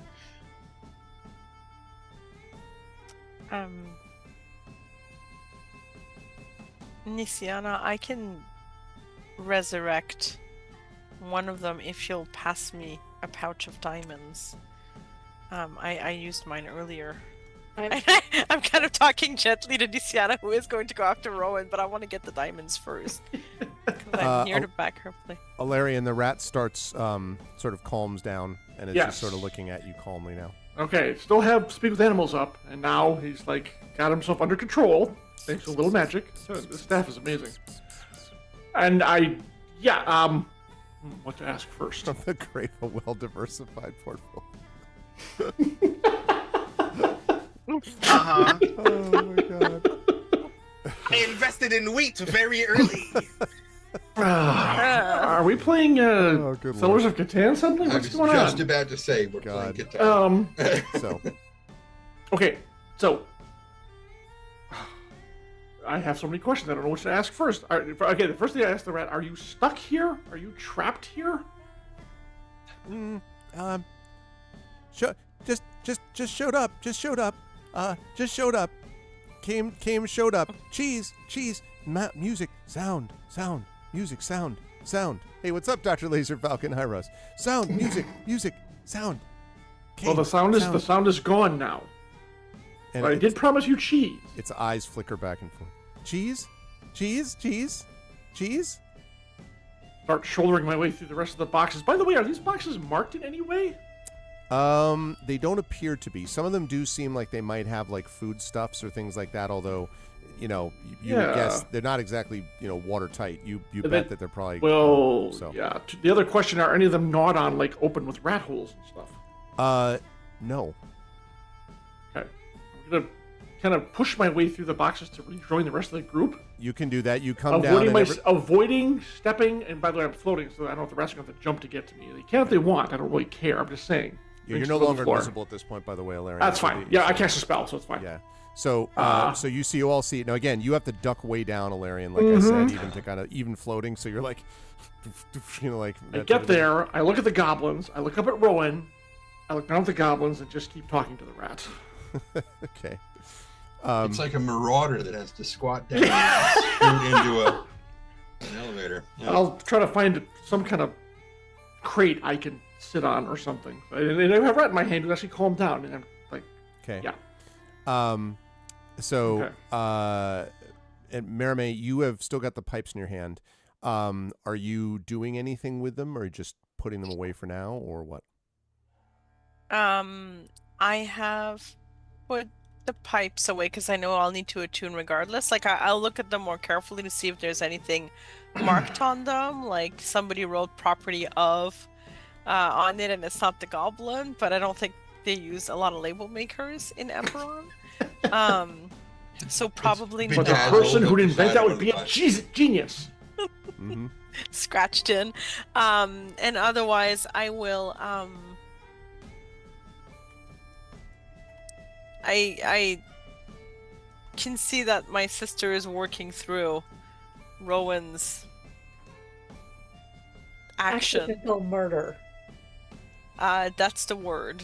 That is the word. She's basically just sort of kneeled down looking in next to the sleeping Mia Tanton. I'm going to just go to her and put a hand on her forearm. I need to find out about the goblins, and I know this isn't easy, and what happened isn't fair. And we will talk about it, and I'm sure you will with Rowan. But can I have the diamonds to cast resurrection, at least save one of them? Yes. You do realize, based on the way that they are in the running away position, they are going to be terrified.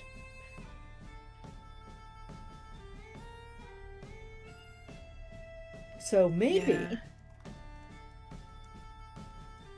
we should move one, or find out where the rats are going, or... Is there like an upstairs? Like, there must be some kind of stairs to the upstairs, right? There's just a or a stairs ladder. leading to the trap door, which is the only way out of this cellar. And then it leads to the next floor, right? That doesn't lead to the next floor. It leads to the Outside. outside. This cellar is Okay. not connected. Like, apparently they Huh. loaded in all their foodstuffs down through this, like, one stair coming from the outside. So in trap order to door. bring it into the tavern, they would have to take it outside, around, and in through the front door. Yeah. It's a good way to save Incredibly money. labor. Yeah, labor intensive, but it saves money in cheap buildings, which is definitely what this was. Hey, are the rats still freaking out and all that? Most of the rats now are gone. There are a couple of sort of stragglers that are still kind of like, close to the, on their way out or close to the edge of them. The one rat that's not this way is currently being held by Alarian, which is staring in its impassive way, at the rat, and keeps doing this staring at the rat in its usual way, and the rat. And then every so often, Alarian takes off a little bit of cheese, feeds it to the rat, and then the rat squeaks at it some more. Okay. At them. I'm gonna let Alarian do his thing. I've already had a good chat with the rats, so I'm going to nod to Nisiana, and then is there a way where I can bring one of the goblins? Like they're not that big, the goblins, right? So I could pick one like somewhere like behind the boxes or something, so he's not immediately facing the burnt, slightly charred body of his, or not charred, no, the dead body of his potential friend / lover / soulmate. Wow. That The escalated fan quickly. fiction is spicy here. That escalated quickly. Hey, look. Who knows? Okay, so yes, so you can. Rowan out of there, out of view. Mm-hmm. I am actively on my way back out of the room through the window at this point. Okay. So I will. just shoving Tan to the side. Ugh. Do you have the bags of gold with you still, Rowan? I gave one to Merime, and I have the other one on You me. have the other one, okay. Karena, as you exit, kind of gives you this wide-eyed, because of course Karena's been watching, all this from the window. Don't, whenever you're in a situation like the one that I was previously in, do not make the error that I just made. Cast god level magic Oh. on 2 goblins? Okay. Oh, she kind of is like, she seems shocked. Is this, Look, we're just lucky their heads didn't explode, okay? That's all I'm saying. Yet. this is one of your allies? Nisiana is very quiet. This is one of your allies? She's like, not anymore. Are you talking to Rowan, yeah, who's... Karena met us when we first came into town.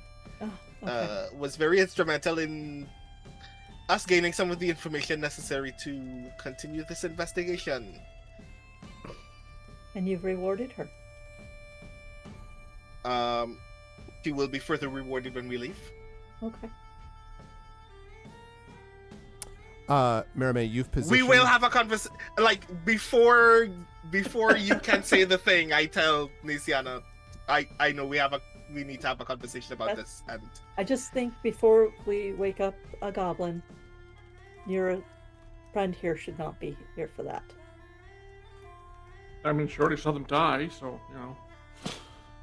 I sternly look at Ilarian. Oh, this is me. I'm out of character. I'm still doing the rat thing. I am ignoring God. everything that's going on over there. I'm still in the basement. Yeah.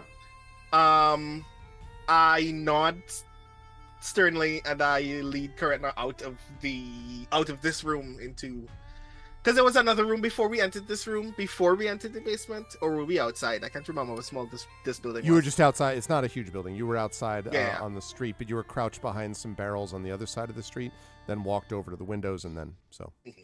I lead us to outside the front door. Like I'm leaving the room. I'm leaving the building entirely. In general, Greg? Yeah. How are goblins treated by the people of Eberron? Unlike in other sort of settings for D&D, goblins actually originally had a very sizable empire that occupied Garunda and her daughter. Yeah. Okay. Occupied much of Corvair.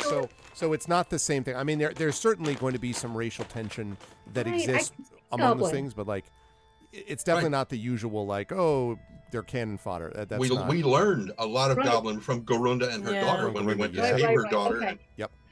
I'm just making certain that if we wake up this goblin and then let him go, the townspeople aren't going to immediately murder the shit out of him. Because I'm like, Out of the goblin, you mean? out of the goblin, yes. No, they well, certainly not because of any like long-standing whatever. Although, I mean, if they put two and two together and found out that like, you know, goblins were doing some stuff that was bad, I suppose that things could go badly, but certainly not definitionally they wouldn't do that. Like, oh my God, it's a goblin, do this. Like they wouldn't do that. Okay, no. just all right. Just trying to put my head back into this mindset. Okay. So yes, I will dig out the diamonds for Merime. Thank you. And I will bring the goblin, the one who had the pipes.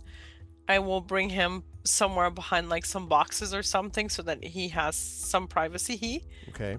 And then I will Because you realize he did wet himself. I just want you to know that. Oh, at least. When you die, everything evacuates. So there I you mean, go. it's not the first time I've seen a dead body. And it's not like there's not a ton of rat piss in here anyway. So Right? Like this place. Good point. You hardly It's notice. I can prestidigitate the crap out of everything. So it's good. Everything is that's clean. gonna and it's take beautiful. a while, even as small as this room And is. Rowan, did you say, by the way, I'm sorry, did you say that you had sent Karena away as Nisiana requested? I just want to make sure. No, yeah, Okay. yeah. Karina and I are outside. And I will say for bookkeeping, I'm down to 1,000 reagent diamond again. So I did not remember. I have to make sure that the diamonds are actually getting eaten up, or if not, for this For resurrection. resurrection, the diamonds are consumed. Okay. Yeah, we're gonna have to pick up a couple more of those before like And the it's final only- battle. It's only Oh, yeah. a 300 gold piece diamond for Revivify. Oh, I have it written down as 1,000. Revivify. For resurrection, it's different. Yeah, resurrection is 1,000 GP diamond. Can we revivify this guy for cheaper? If he's died less than a minute ago. Oops. Oh, Okay, not so Can we much. just do the Right, generic right, one? right. How about that? Like, right. What- Actually, Wait, what about reincarnation? what about the CVS That's my brand Zor reincarnate? Badger. Can we do that? Like, Okay, actually, then Oh, 1,000 gold piece, right? Revivify is 300, and I do have the 300 diamonds, and I do have the spell. So yes, rather than all that big discussion, Nisiana would be moving in after asking Rowan it's- to Might have remove. been more than a minute since they died, in which case it would Kind of what I was thinking. Yeah, actually. definitely would have been. But when we got resurrection though, Greg, you said that we could each have one of the spot components, but just one each. Yes, I think that's So I right. used. So you have, because I you have- didn't use. Reagent here, I had written down 1,000 GP diamonds for resurrection, and I have a request specifically for a Hero's Feast bowl and a portable hole, which we're not going to get, but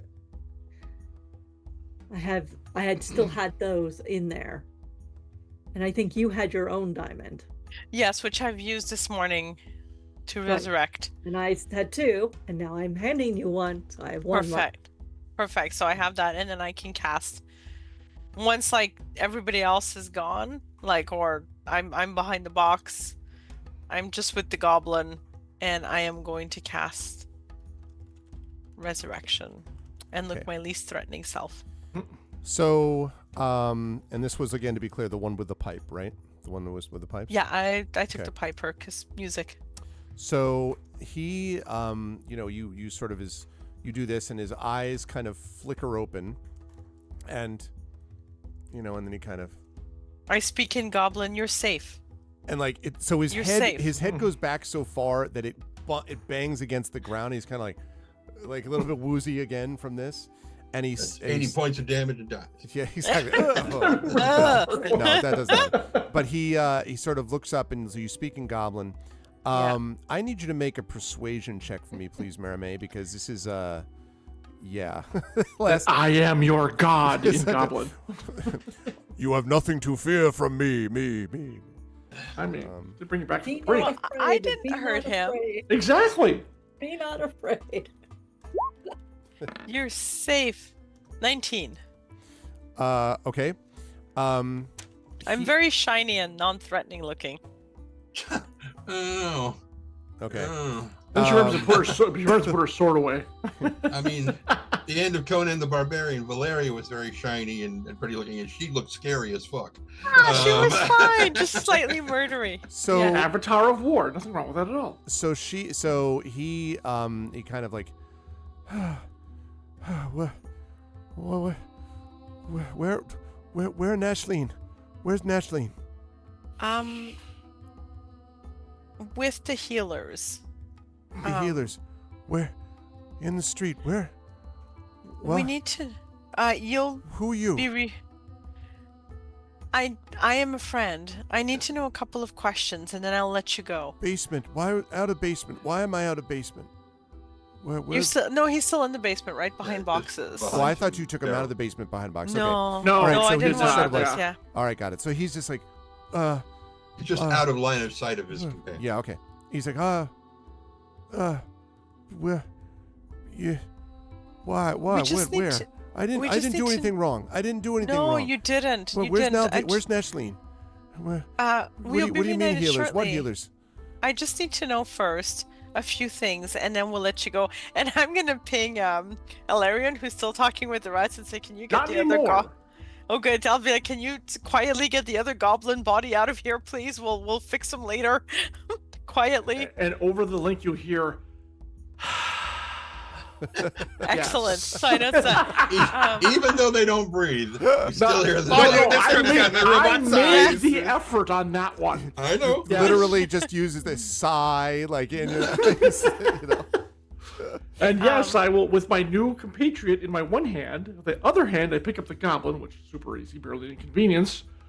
And okay, hold on. I want the scene to be memorable. Rowan and what's her name? Oh yeah, because it's not already. Corinna. Yeah, no, just wait. And what's her name? Corinna. Corinna, you're just standing out there talking. Suddenly, literally, the body of the goblin comes shoving out the window. Well, Corinna is not. Corinna has been sent away. I by thought he was- Rowan. Oh, wow. No, just- I am sitting with Corinna outside. Yeah, he's talking with All her right. outside. Okay, all right, outside. I And see. this happens. So then the body because of this I don't goblin's know. pushed through. Yeah, just And Corinna's like, oh, Shove. and like sort of like looks back, flop. whoa, Right in front of Nisiana. That's awesome. and she kind of like looks wide-eyed at Rowan and The then Nisiana and the problem- goblin. No, I wasn't in paying the attention. scene, I very briefly tell Corinna, yes, sometimes our work is not as pleasant as one may hope. Please don't ever do the things that we do. Wha- Cut back to the yeah, basement. exactly. Meanwhile, inside the basement. Okay. And then I go back to where Maramé is because I want to see what the hell is going on over here. I No, also I wanna- tell you to stay away. I'm talking with him. Stay away. Oh, all right. I'll I will, come- however, post myself nearby. How about that? I'll come to you in a sec, Feed, Mermaid, but I do want to point feed. out that when he pushes out the window, Tanton's face goes like right back on the window. Like the body hits Tanton and he just gets knocked over. Yeah. So he's like lying backwards. We In got his both bodies laying Or there. That's the thing. And that does not wake you. Oh, you are out. Okay. No, Oh, man. he Perfect. kind of wakes up and he oh no, oh my god. Okay, so the scene is the body comes out and Tanton just kind of grabs the body and just kind of And then the smell hits him. Right, so Coretta Yeah, bursts well. into flames while this is happening. So Marame. Oh. So I Yes. like look the goblin in the eye, and I'm like, listen to me. You need to tell me exactly why you are here, what you are doing, and who hired you to do it before you can go. So tell me now, and I will let you go. But you hurt other. My head hurts. I just arrived here, and I made you better. better, and You're looks around Well, like. From a certain Answer point the- of view, yes. answer the questions, otherwise other people will ask them, and they will not be nice with you. I would like an intimidate check, please. Sure. Can I crack metal knuckles? I don't know if I can. Are you trying to intimidate 21. the goblin? Because that was not persuasive. That was intimidating. It was intimidating, yes. Okay, so the goblin's like, oh, okay. What? I didn't do anything wrong. We didn't do No, anything I'm wrong. not saying that you did. I'm just saying I need to know what you were doing here, why you were doing it, and who paid you to do it. Well, we're no, Nashleen and I, we're entertainers, and we Okay. play music to cheer people up. We go from place to place, and we came to here to New Seer, and it was place is strange, and no one has money, and they were all sad. So we were going to leave, but then we met someone and I'm trying to think if Nisiana, you've never come into the basement, so I can't use that I term. haven't come into the basement, but I'm at the window. Okay. I don't think he would be seeing, though. I think he's probably Yeah. just staring up at your sister. Just We fall. met Halfling, and Halfling said that she was really happy because of our music, and it cheered her up. And she said she wanted to hire us to play all over New Seer and spread joy. And so Nashleen and I, that's what we do. We create joy for people. We play music and they get happy. That's the way it works. That's how we make money. And so the Halfling gave us some money and gave us money and then gave us the pipes and said the pipes would help cheer people up the way that we cheered her up, and we should go to a different part of town every day and play the tunes. That's what we do. We're musicians. We were making money as musicians. And then there's this big sort of smile. Musicians making money. That amazed, right? Wow. And no one would take it from us. It was our money just by playing music and making people happy. And stop. I mean, that story is pretty incredible. I'm not gonna lie. I am going to hang on. Let me just see if I can do what I wanted to here. No one would take our money. By the way, you dropped this. Right? My money! And someone did loot the bodies back when they were bodies. Mhm. Yes, and actually, at the moment, this goblin is not currently reaching for the gold, is paying attention to the intimidating Kalashtar. That is fair. Now, I can't show an image in the mind link, but is there a certain feature that I would have seen from what's her face that I could describe to confirm if it is her? Or who? No, he was a guy, the halfling, Right. Do you know the name of the halfling? Then I will just ask. Do you know the name of the halfling? And surely you know her name. He says, no, she didn't give name. She had gold, copper brown hair, and had a gold pin, a pin with a griffin on it, a griffin gold pin. Now, Marame, this is familiar to you. You've seen someone else very close to you who wears a griffin gold pin.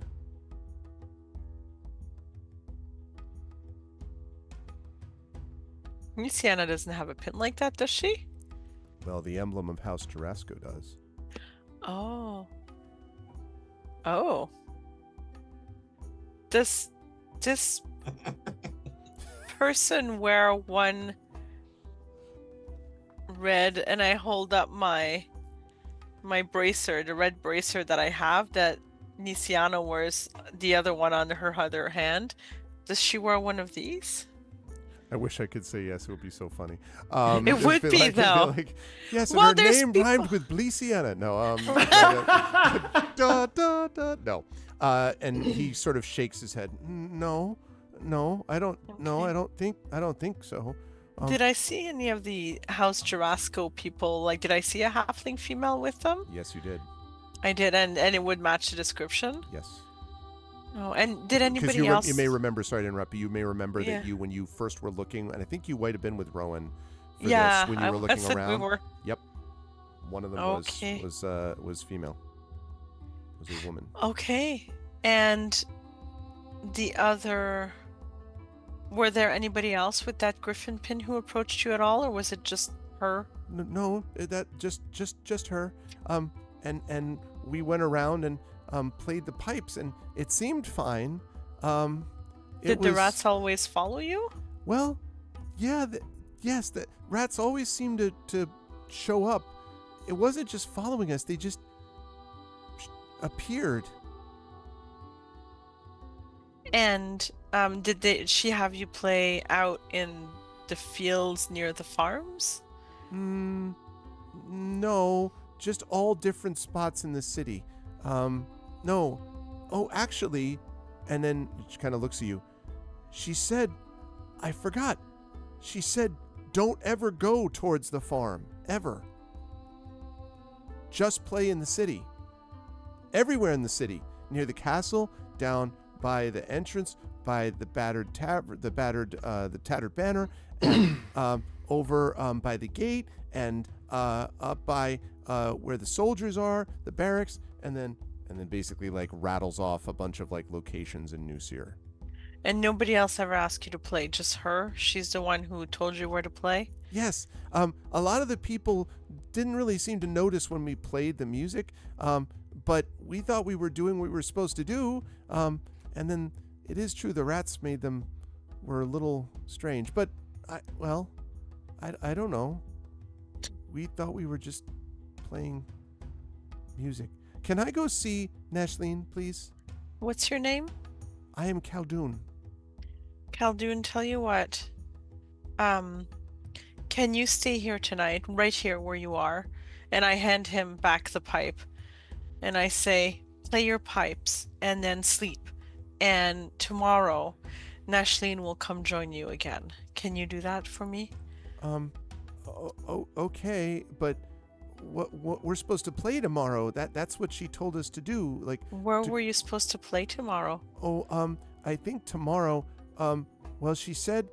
Well, she didn't actually tell us where each time. She just said make sure it's a different place. So we were gonna go to that place that someone just built a really an arch, and we were gonna go by there and play it near the arch because a lot of people were gathering around it. We want to make people happy. Bring the music to where the people are. I think it's beautiful that you want to bring the music where the people are. Tomorrow, tell you what, I'll come back with Nashleen, and then you, me, and her are going to go and play music together. I play too, and I point to my lute, which is just kind of strung there. So he why don't we nods. do that tomorrow? Okay. But for now, can you stay here, sleep, play, and then tomorrow morning I will come back with Nashleen and we will go. Okay. And then sort of sits up a little bit and looks around to see like the rather like all the chairs and we're not really supposed to be staying in this place because it's closed. So, and kind of points at the smashed crates and like the pushed out of the way barrels and everything. And then the wide open trapdoor that like light is streaming through, and says, what about that? Points to where? To the open trapdoor and the fact that there's nothing blocking it anymore. The cellar door that leads outside.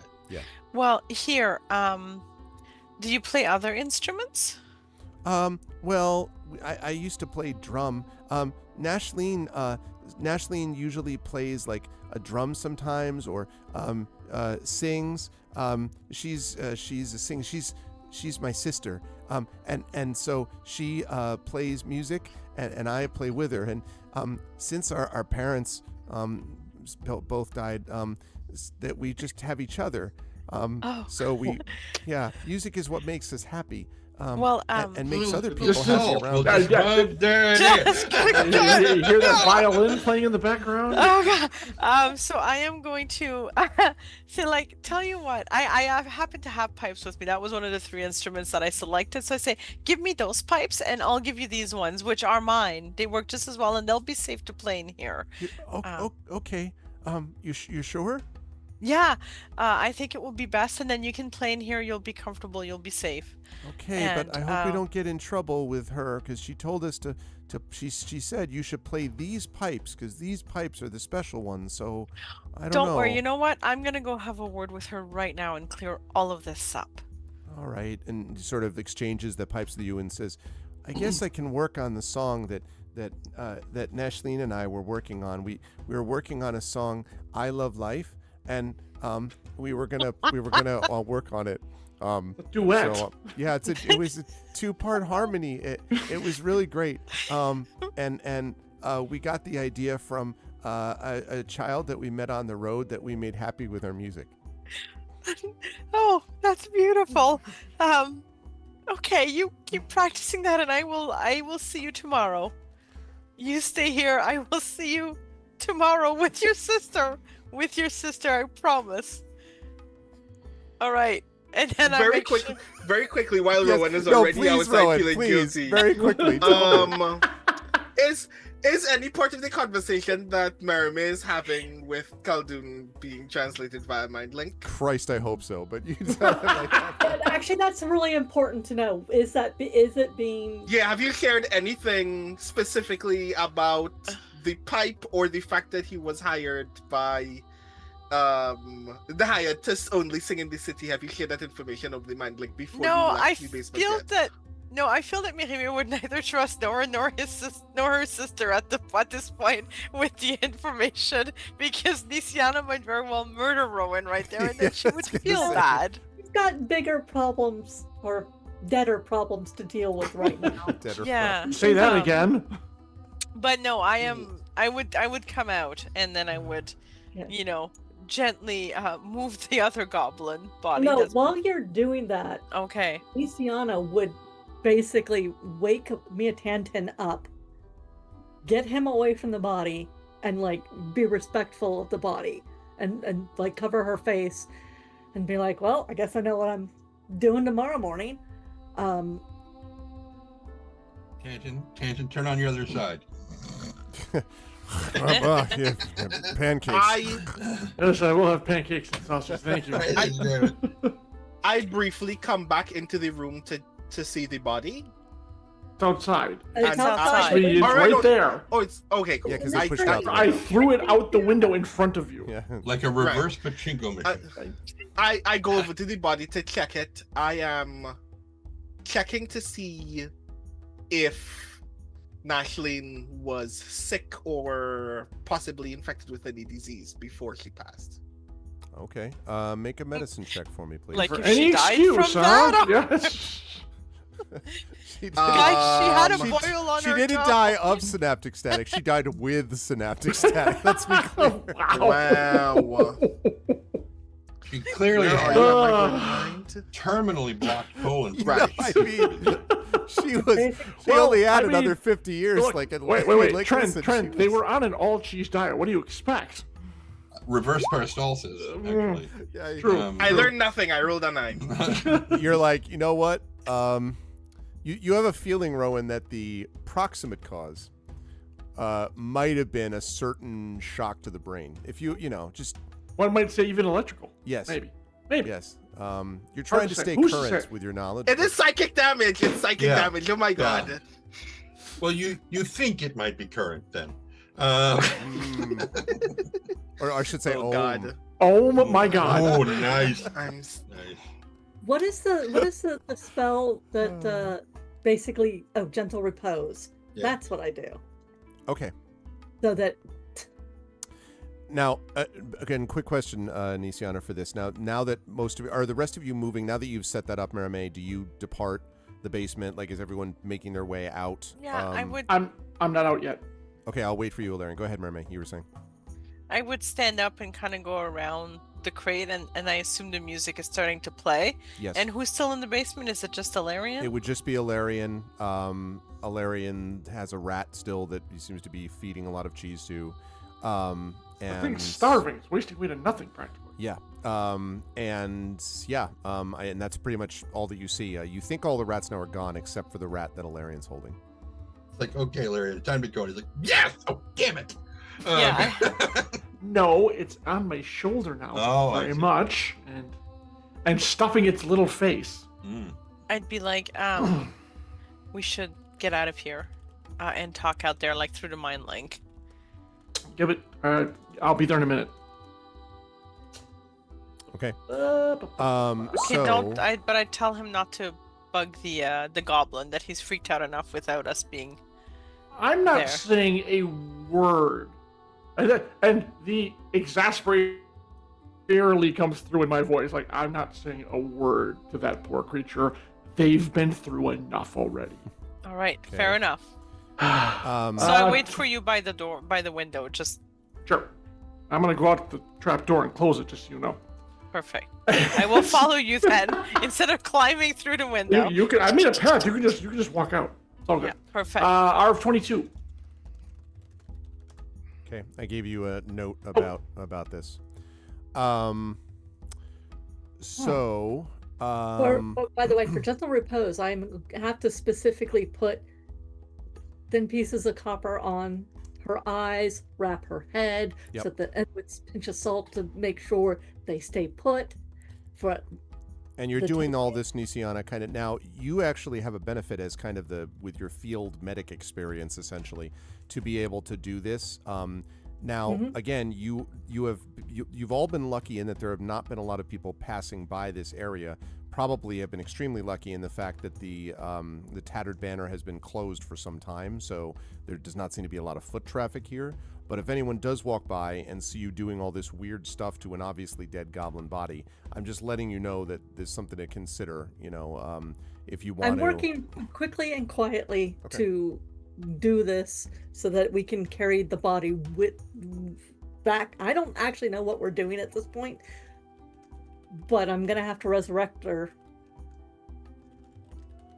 Okay. And, I can handle transporting the body. Don't worry about that. Just get it prepped. and with the casting of Gentle Repose, Ooh. Nisiana's Dragon Marks would activate.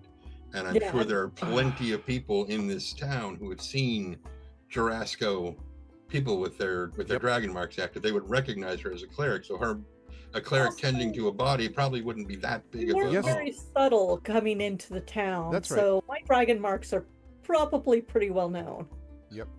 That's right. And that's right. Yeah, no, I'm not notifying it because like you're putting yourselves in danger. I'm just making Yeah. you aware of the situation on the ground. Okay.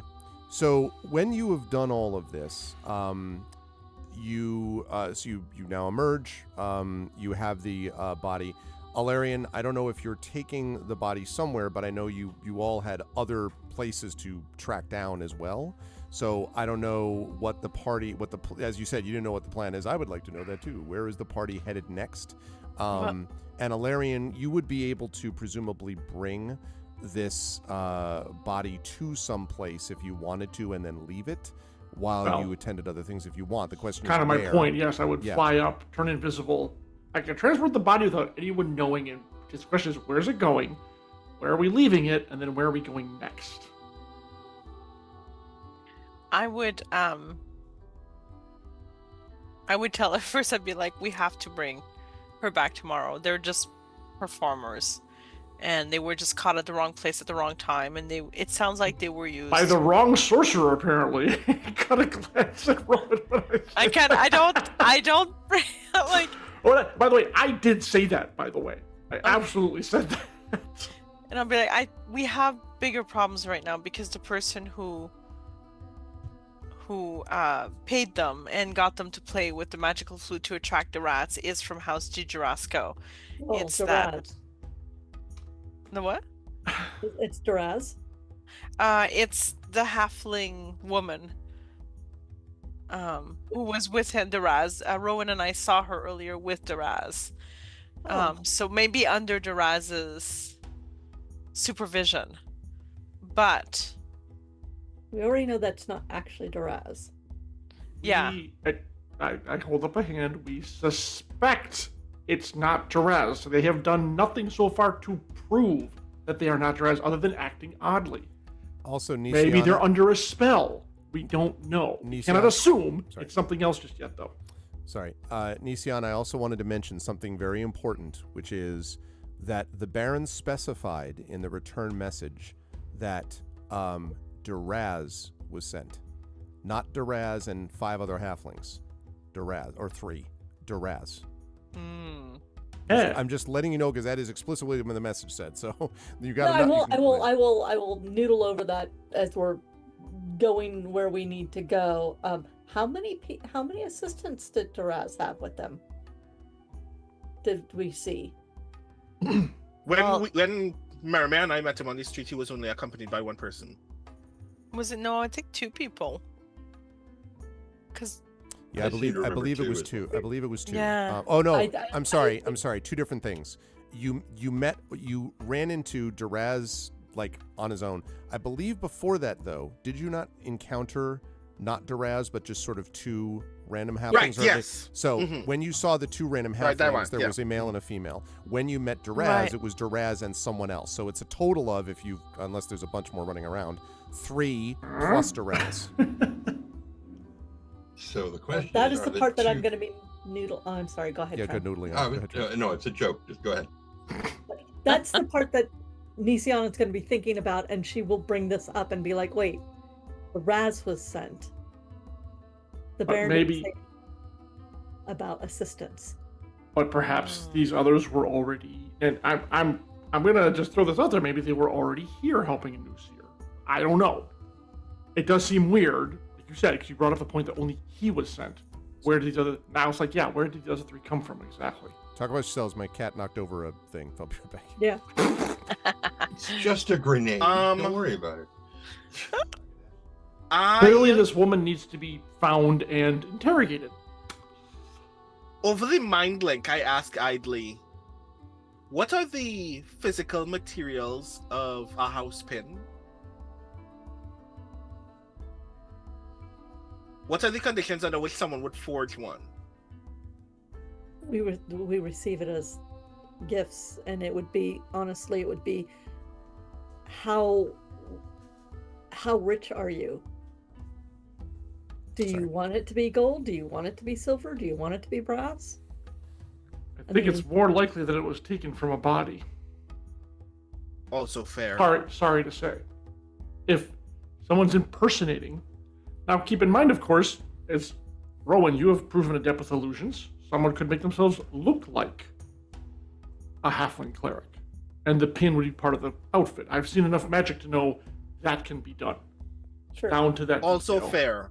But I'd imagine that being employed by royalty, this is a proof that you have to verify before they can simply take your word for it. How are you going to do that? Touch the pin? Are they going to go shake their hand? I mean, a cleric technically presenting themselves on the face value.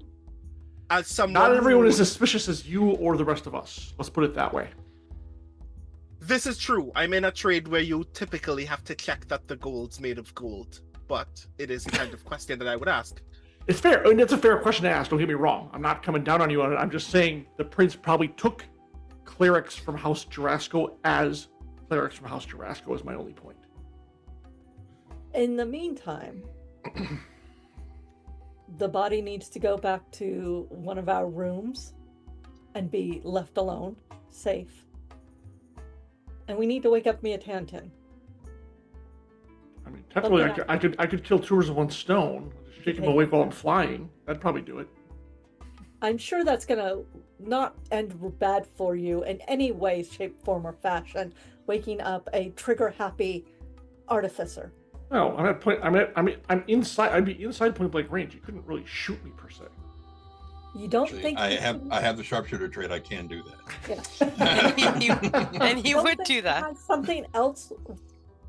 I think I'm going to leave that to the cleric and the bard to figure that out. I will put this in my room and leave instructions for my room to not be disturbed. Perfect. The gentle repose, the thing you did is going to like keep it basically 7 days. intact. 10 days. I understand. Actually. Oh, 10, right, yes, sorry. 10 days. Hopefully this won't That's take why that I long. specifically wrapped her head so that the copper would remain on her and the salt would remain on her eyes. Okay. Where are you going? Once I leave, where am I meeting you? Where are we going after this? The farms? That's kind of my choice. It's either the farms or the coordinator, the administrator, whatever his name was. But we're getting a lot of information saying something like they said, don't go to the farms, for example. And the farms, it's like, I think the farms probably are our next bet. So I would agree with that the farms is something we should check out. Who's saying don't go to the farms? Is it It the was- House Di Jurasco? Okay, so then we might find, let's say if Duraz's body is out there to be found, then it might be on the farms. But what I that's was thinking. That's a big spot to. And the goblin Search. you were just talking to said that they were told not to go to the bar. Yeah. Yeah. Good point. So Yeah. apparently by the halfling, yeah. And the map thing we have, or the diagram thing we have, has linked. Okay, English is my native language. Why It do links famine from the farms to the city, if I'm not mistaken. It's a woman named Famine who is moving from the farms to the. And the joke I was going to make earlier is that we need to find out who under Duraz is under duress. Oh, that's not good. I know that's one of the reasons why I told Jen, just go ahead. Just But you came back to it anyways. Yeah. Thank I- you. of course. Yeah. He was going to get derazzed for the joke. With the release of Tron Ares recently. the Yes, whole thing could get yes, derazzed. exactly. Wow. Oh yeah. All right, I scoop up gently. I don't throw him over my shoulder like a sack of potatoes. Scoop up the body, turn invisible, and I fly to the palace where I deposit it in my room. And I do leave strict instructions that my room is not to be disturbed for the next day. Okay. Then I will rejoin these folks unless something happens to them on the way on the road out and get directions to where's the farms? Where's the lemon? I think you said lemon farms. Lemon Grove. Because that's what you want to feed starve. Well, I guess it prevents scurvy. But here, have a delicious lemon. Anyways. I get directions for which road leads to the Lemon Grove farm, whatever. And I head out there. And as Rowan and Maramé and Tantin and Nisiana make their way out, Alarian depositing the body with no difficulty, instructions to be left, and then heading back that way. I think if the camera zooms out, you can see the 4 people heading towards the farm as Alarian, we do not see, invisible, flying towards them. That is a good place to take our break. You are watching the D&D with Infinity Beyond crew. We are playing day 80 of D&D with Infinity Beyond, Wow. Eberron Oracle of War, in our final season of Eberron, part 5 of the final tribute. If you have enjoyed this so far, please do follow the channel, subscribe, and do all that good stuff. It's about 10, so we will be back, or 9:58, so we'll be back here at 10:10 Eastern. At Yes. which point, say again, what? Oh, Thank okay, you. cute. I'm Yeah, glad thank one you. of you got it. Yeah. Yes, that's back to Sod saying, well, yes. yes. We will be back, at which point we will continue and find out in the investigation of the farm to come more mysterious stuff. And also look forward to hearing from Rowan about feelings about goblin musicians. Please take a break along with us, and we will be back in just a bit. Hold tight.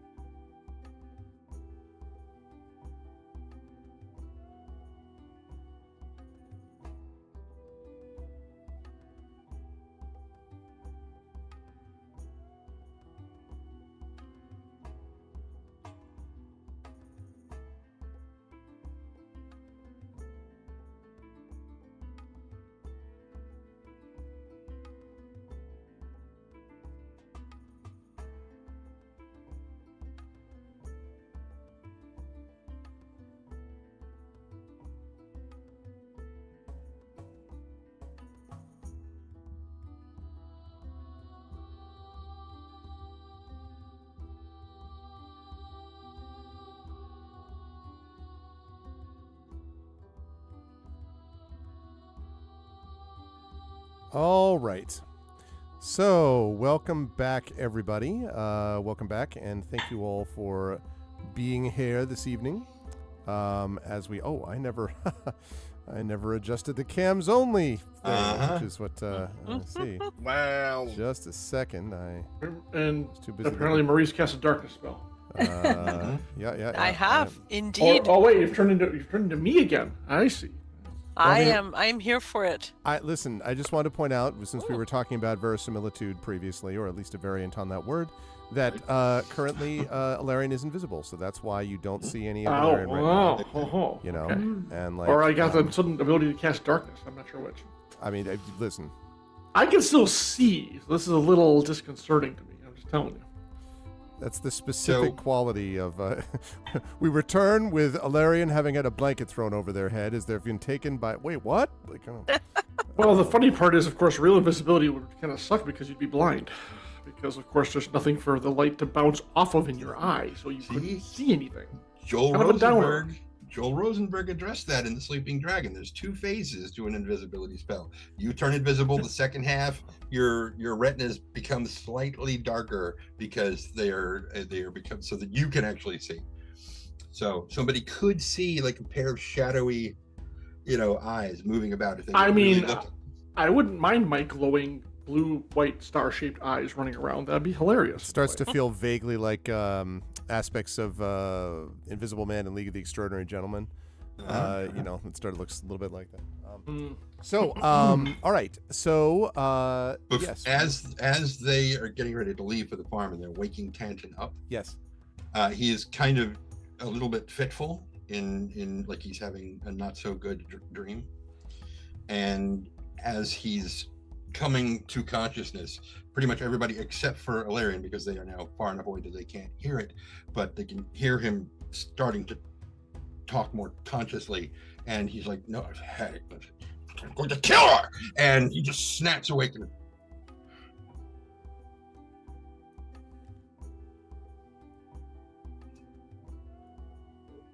Sorry, where are we going? Are you all right, Tanton? No. Where are we going? The farm. To find out why the rats were told not to go to the farm. And how it works with this piece of paper.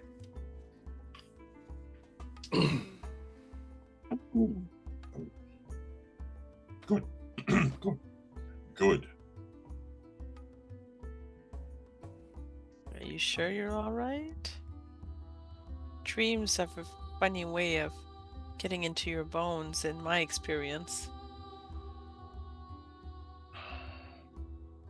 There is something that has been on my... Let's walk and talk. There is something that has been on my mind, and I wish Alarian were here because I want to talk to all of you about it at the same time. The last time we dealt with her, she got away. And that has been bothering me to no end. And every time we wind up dealing with them, they seem to have a very specific focus that we have noticed. And he turns and looks at Nisiana and says, you are, by and large, a fairly compassionate individual. How would you react if Eberron Karnak points at Merime, says, if she killed her? Not well.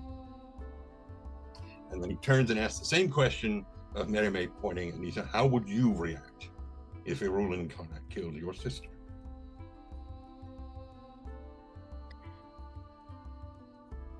I don't know that you would recognize me anymore.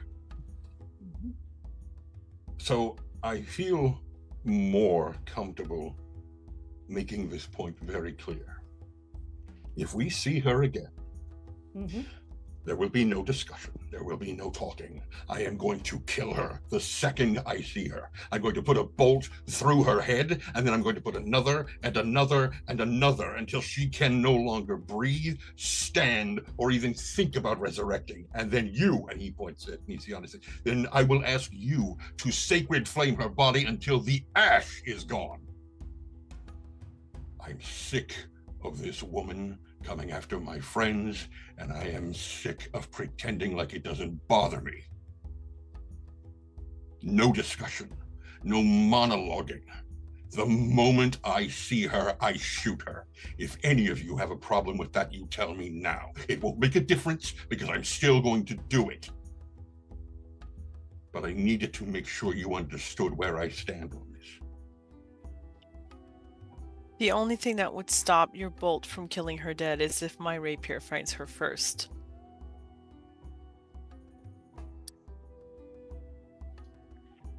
Do you, and he looks Nisiana right in the eye, do you have any problem with this? Considering that her people have literally killed me at least once, no, I don't. And one of the reasons they come after the healers is that's what they did in the war. And I am concerned, because I have not mentioned this yet, but I am concerned that Duraz is a shapeshifter from her, or magicked from her, or something, doing something designed to drive a wedge between Nusir and Braylon. And one of the best ways to do it is the healers. And one of the most unexpected ways would be them using healers. So, no, I don't have a problem with it.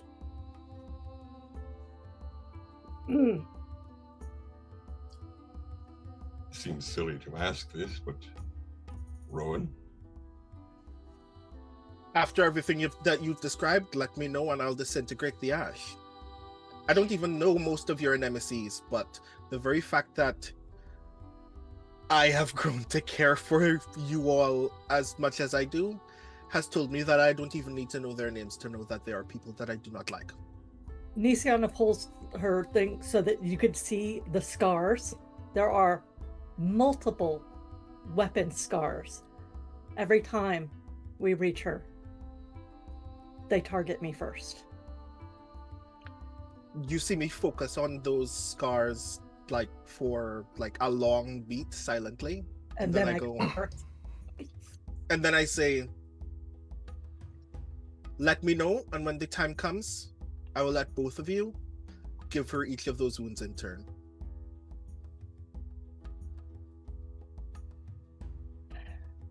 I am concerned that we haven't seen her lately. Mia Tanton, have you heard or seen something that we have not picked up on? That that woman whose name I can't say is here. Eberron Karnak. Not specifically, but disease, famine, plague, infestation of rats, those all scream the sort of thing that necromancers would use to me. And we haven't seen her for a while. Being necromancers, do be aware that it's possible that you can't kill her, or she is already dead. Just, I'm not saying you're wrong, I'm just adding that to your... Nothing I haven't thought of already, and it doesn't mean I wouldn't enjoy trying repeatedly.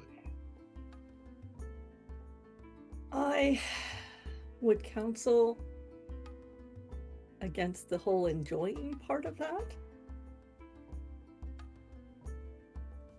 We'll see. But right now you are very, very tired. And you are not in... You are tired. And thus... Cranky. Well, yes. She gives Rowan a side eye as to... You are, to be sure, entitled to your crankiness. But we do trust your good sense and your sharp eye first.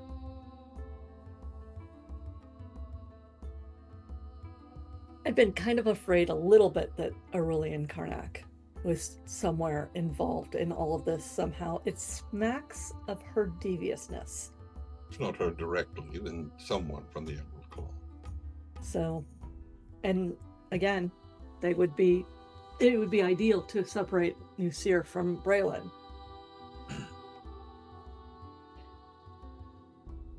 So we need to figure out this problem here as soon as we possibly can so we can continue our main objective. It's the part that still confuses me, to be sure. Yeah. If destabilizing a city by weakening its living citizens is the plan, you'd imagine you'd want the rats in the farms, not everywhere other than them, unless people are getting sick. But then they'd need to bite them first, and those are the most docile rats I've ever met. Trust me, I've met other rats. If the food source is diseased, poisoned in some way, it's difficult for large groups of people to blame the food, but it's much easier if there are huge amounts of rats all over the place to assign the blame to them. That's a good But there's point. also a solution for the rat problem. Kill rats. And also, no one's really people are complaining about sickness, but not a lot of people seem to know that that's the source of the problem. They started about the same time. Fair. Once we see what's in the farms, maybe we'll have a better idea, and if not, we have the Commissioner Gebler to go have a conversation with. Oh, you mean this farm? Speaking of the farm, as you've been having this chat, Yeah. the farm is probably a good 20 to 30 minutes walk actually outside Nusir, and was not difficult to get directions to it. Most people are familiar with it. But as you come close to it, you can see that Lemon Grove Farm has clearly seen better days. Lemon Grove Farm, you were told by the person who gave you directions, was originally named after for its lemon orchard, which used to be. Are you showing us something? Because No, I I'm don't not. see- I'm not showing you Okay. anything yet. Okay. But as you get closer to it, you can see as you're entering what used to have been, or must have been, an orchard. It's not that way now. The rows of lemon trees are dead, and you can see that their fruits and leaves lie rotting on the ground beneath the bare branches. They are therefore recently dead. And beyond, the crops that were clearly planted in the field seem to have withered and died. The farmyard itself is deserted. You don't hear the sound of animals of any kind, and there's no smoke rising from the chimney of the small farmhouse that you can see as you're getting closer. Also in the middle of that farmyard, there is also a stone well that's just standing in the middle of the yard itself. But this is an awfully quiet and dead farm for what, at least 2 months ago, was allegedly one of the main food sources for Nusir, such as it was. If there's one thing that British murder mysteries have taught me, it's to always look down the well. What's that, boy? Some little Jimmy's down in the well? Little Jimmy's body's down in the well. In the wild. Well. Little Jimmy's undead body's down in the well. Do the plants look poisoned or untended? You would need to come up a little bit closer to see, Rowan. You can do that if you want. If you get closer to them, They swat at you. It's like, what would you do if somebody picked a lemon off of you? yeah, exactly. That's just, listen, I'm not fruit of the loom, all right? Right. So, no, as you get closer to it, Rowan, it does look like these have not been tended recently, but not enough to account for this. As I mentioned, recently dead. Now, you don't necessarily have farming expertise unless there's something I'm unaware of, but your guess would be this is something that is weeks, days to weeks, not months to years. So this happened in the relatively recent past. If you want to do why don't you do a nature check for me, please, as you come up to those lemon trees. 16. Yeah, I mean, there's nothing obvious that seems to suggest you don't see anything that seems like it's obviously poison, but this also doesn't feel natural at all. Like it would have, like, even if they're not well tended, you would have, some fruits on the ground, some fruits probably eaten by bugs or something like that, by insects. But you wouldn't have them all universally dead and the crops all universally rotting. And right, like, it seems like they're all sort of at the same level of decay, which is not usually the way these things work if you've ever been in an orchard of any kind. So you don't know whether it's poisoned or not, but you doubt very much this is just a result of neglect. Am I back with the party by now? I would assume by now you would be. Yeah, probably you would, I imagine, come up as Rowan is looking up at these trees, actually. Okay. And you could see from your vantage point up top initially, Ilarion, the whole place does look kind of broken down in the way that I've described. And we did hear from people the farm was like providing, like I said, anti-scurvy lemons or whatever you want to call it. Up until about foodstuffs. 5 to 6 weeks ago, when the farm stopped producing food. And you may remember when you arrived, there was Nusir is also fighting against famine. Right. In addition to illness, in addition to... Oh, yeah. Okay. I'm heading to the farmhouse. Okay. Marimay, you said you were going to the well? Oh yeah. Nisiana, where are you? Are you going to farmhouse, well, lemon trees, crops? None of the above? I'm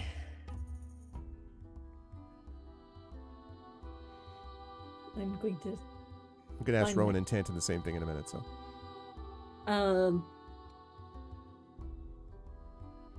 I would like to see how I'm going to detect poison and disease. Okay. And basically, I'm going to cast that spell, and then do a circuit of the farm. I'm going to stay within view of at least somebody, so I don't, walk off and split the party and get jumped by, That would never happen. Ambulatory mutant lemons. Oh, sorry. So, but yes, I'm... Did I give it away, Arv? Yeah. Exactly. Not what I was planning. You figured it out. Like, it'll be the thing that, like, did something poison or disease the orchard or the well. Okay. Or something in the farm, in the barn, or the cottage. It's within a 30-foot radius. Okay. So. I will remind me about that as you make your circuit of the farm. Ilarion, Rowan and Tanton, well, farmhouse, or something else? I'm headed to the farmhouse. Well. Okay. For the farmhouse folks, let me start with you. When you get closer to the farmhouse, now, as I mentioned, there was no smoke that was rising from the chimney, but Ilarion and Rowan, you do notice something else, which is that, first of all, there is a noticeable and increasing foul stench the closer that you get to the farmhouse. And as you get to the farmhouse, you swat away and then see there's more. There are flies buzzing around the windows and door. Door's closed. I immediately enter. Okay. When you open the door, first of all, you are nearly overwhelmed by the stench, and just a swarm of flies come flying out of the door at you. And you can see why, because just inside the door, lying on the ground of the room, you find decomposing and mutilated bodies, Rowan and Ilarion. You find them, in fact, and they seem to be dressed, from what you can tell, in what look like farm clothes, like they were work clothes. But they have been mutilated and destroyed. And Ilarion, they look exactly like the condition of the body that you found back at the house of the Dark Lantern. Yeah. Oh, yes, that. Good thing I don't smell. Right. Yeah, the smell, maybe you wouldn't know. You'd certainly notice the... Oh, yes, the body. condition of the bodies, and certainly we will inform the others. From what we can piece together, pun half intentional, is the whole family here? Looks like it. Yeah, well, this would have been weeks old, so this is just a charnel house, basically. Yep.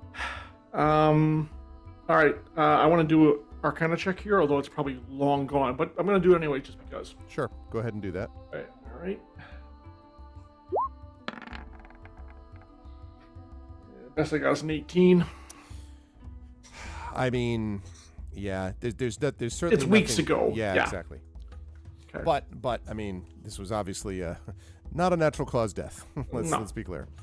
Rowan, Is there You don't need to anything be else? Quincy to see that. yeah, exactly. Go ahead, Rowan. Is there anything else of note in this room? Same. Lot of blood. You could make an investigation check to see if you find anything else. It's a little bit hard to concentrate with how bad the smell is, but Even though mine sucks, I'd also like to do so. Wow, I guess not. The smell is that intense. yeah, you're like overloaded smell- by the smell. The Yeah. dice smelled it. Oh, God. Not much better. Yeah, it's just there's so much like just blood and destruction. I mean, and I'm not expecting to find anything because it's come in, kill things, and leave. And Yeah. It's not like the twisted mind of a serial killer. We're going to leave a clue to my next victim. No, they just want to cause destruction. in the meantime, Illyrian can notice ahead. in that moment, just very briefly, Illyrian can notice in that moment that I seem unnaturally fixated on the nature of on the state of these bodies. I just kind of like stand there and stare for a very long time. Okay, and since I noticed that, since you pointed it out to me, I'll actually put a hand on your shoulder, like, okay. No, Is it the nature of these deaths that is concerning you? Or bothering you in some way? the nature and the quantity and the extremity. Fair. But if we're going to stop them from doing this to others, we need to be focused on the now. Unfortunately, and I hate to be this simplistic about it, but these are beyond our help. We have to focus on the rest of the town. So I don't say anything, and I'm still staring for a little bit, and then I leave. I'm waiting until you actually move off the door, and then I'm going to close the door. Not sure what else to do, and don't need animals getting at them, and make sure it's secure, and then I guess we're going to join the folks at the well.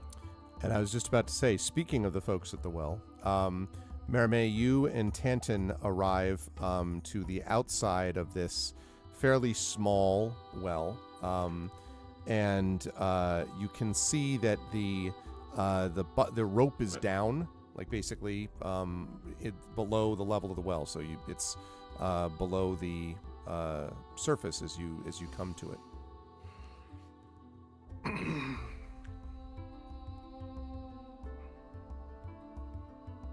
How deep is it? Well, so you want to look over, like, into it? Okay. So, it's maybe 25, 30 feet down, but I would like you to make a perception check for me, please. I'm looking down too. Can I make one or help him? Absolutely.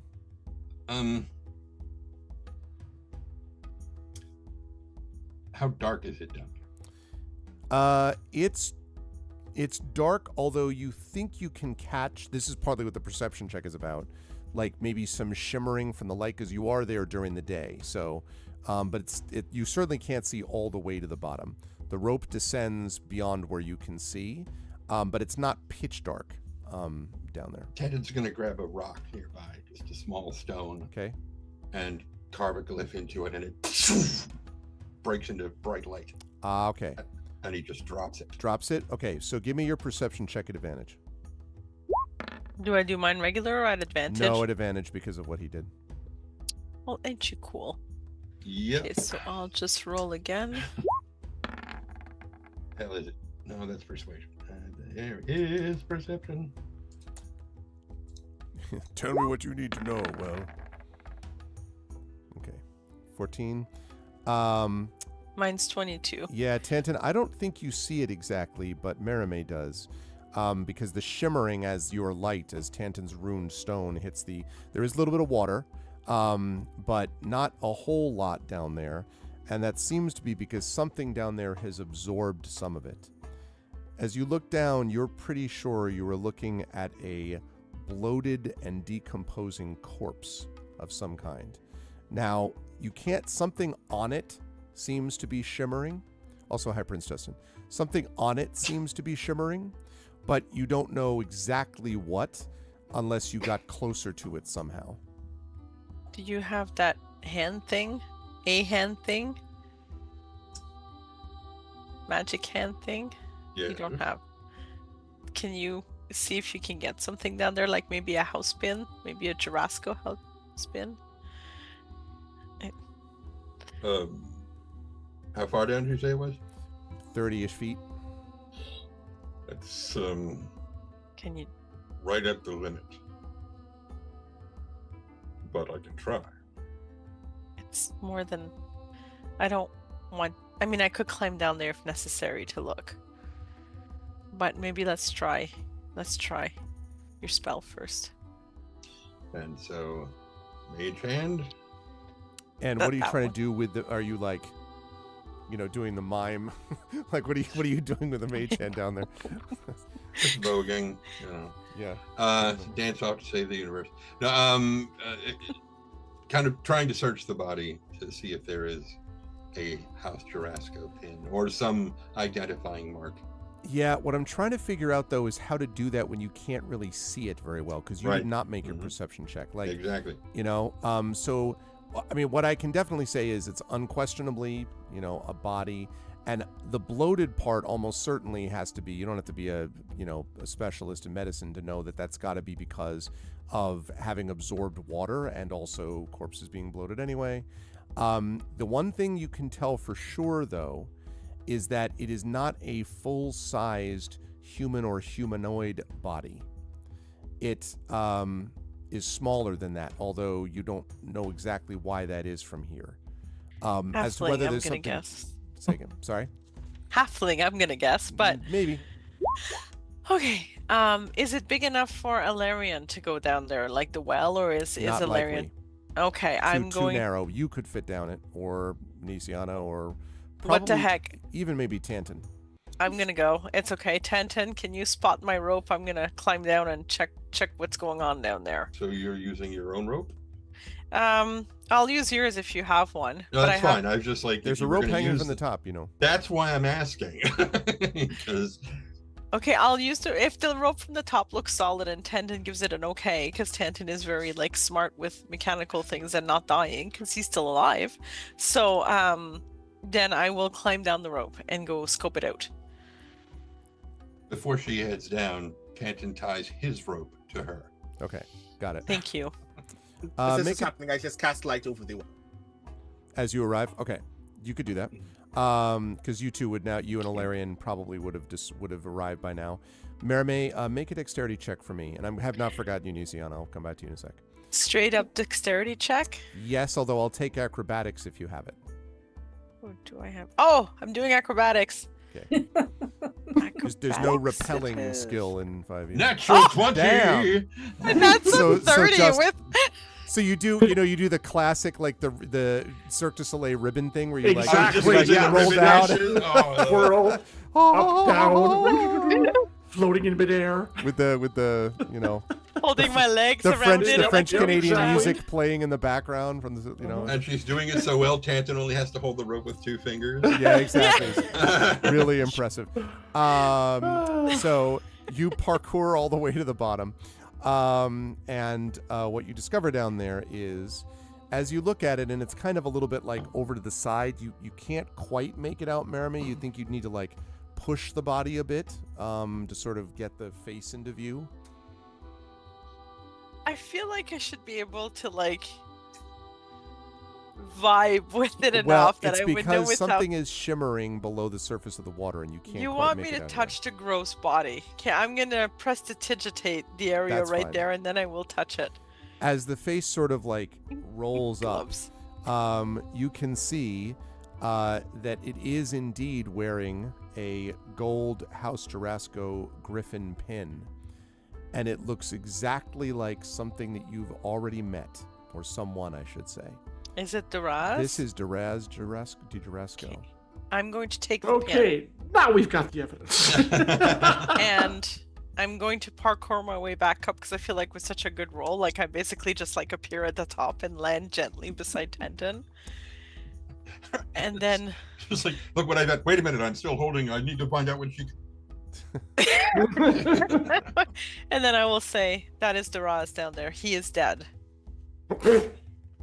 Dramatically. Like ta-ta! Yes, and I should have also mentioned, by the way, he was dead and was. Oh, actually, this is important because since you did move the body, you'd be able to see this. I did. He is dead. It. He was very distinctively, like Poisoned? he did not. Well, no, I was going to say no. No? You think there are some wounds on his body, but they do not look like he was mutilated and destroyed. You don't know about what happened in the farmhouse yet, but you were there, I think, Marimé, right, for the in town when you went to the oh no, Marimé was not at that one. No.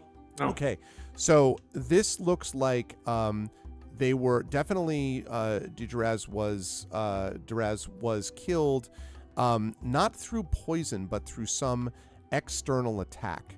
And what you saw were slash marks, but not mutilating, rip you to shreds slash marks.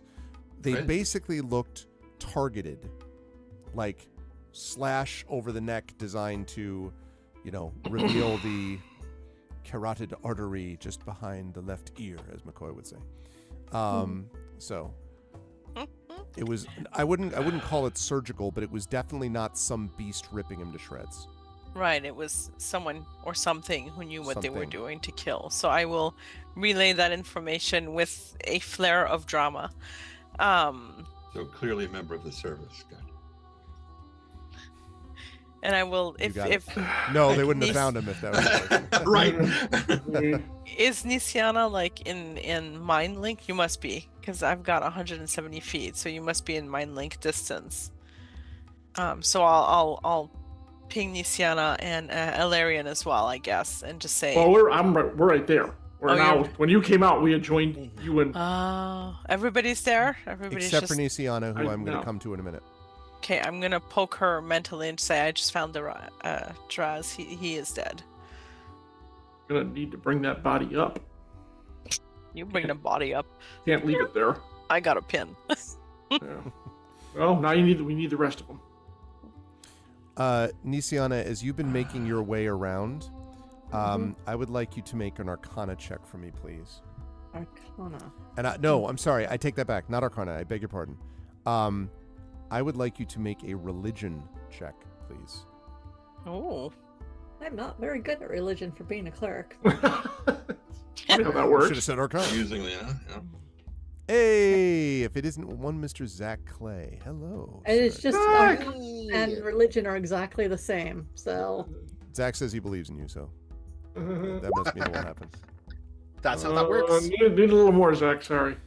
I would point out, by the way, chat, that there is only one more D&D session this month, so if you've got inspirations...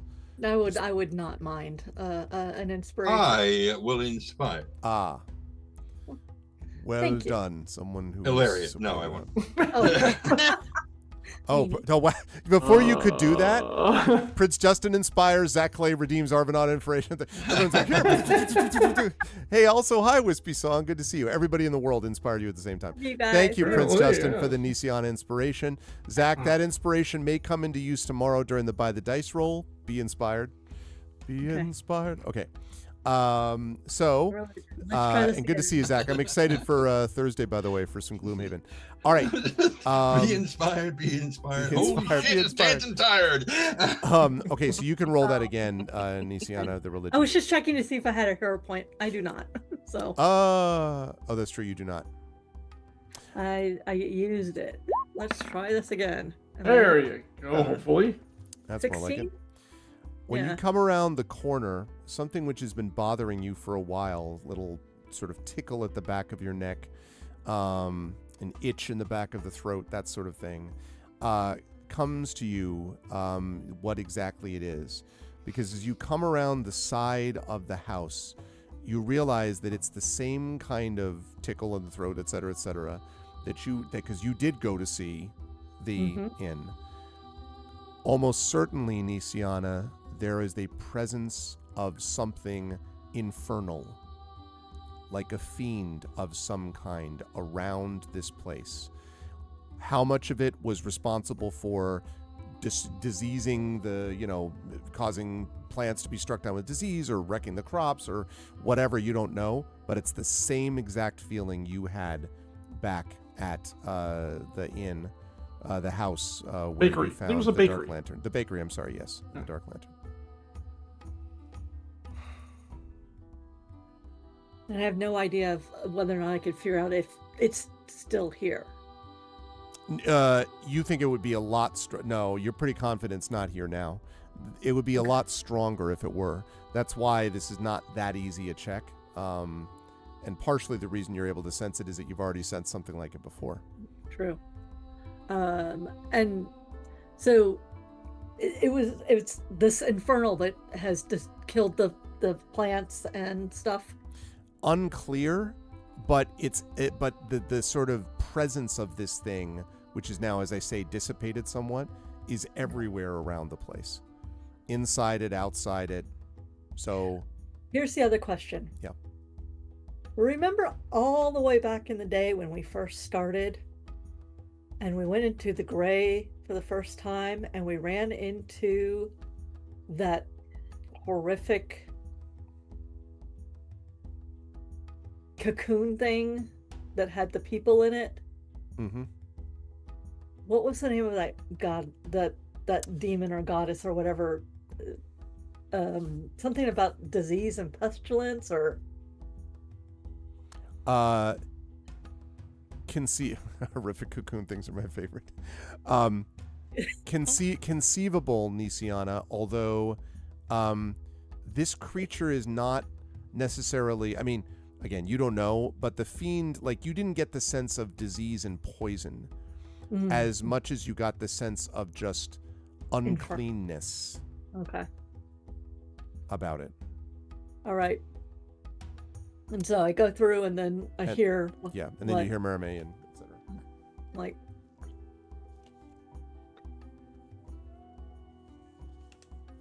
okay, we need to retrieve his body, take it back with us.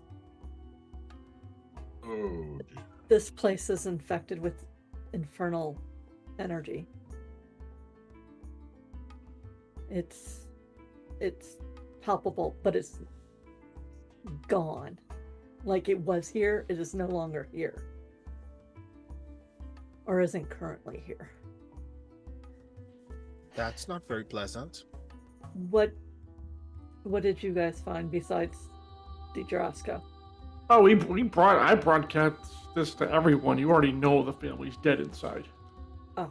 In the same manner as the bakery. I was clear to make that, because you were there. And Tenton was there as well, so... Then I need Yeah. to let my house know that DiGirasco is dead, and we need to let the prince know. Up. Right now, the only people who know... What's his first name? Drek, what? Duraz? Duraz, thank you. Right, Duraz. Duraz, like you said, Tron. The only people who know that he's dead are us and the thing that killed him. We need to stop the imposter first.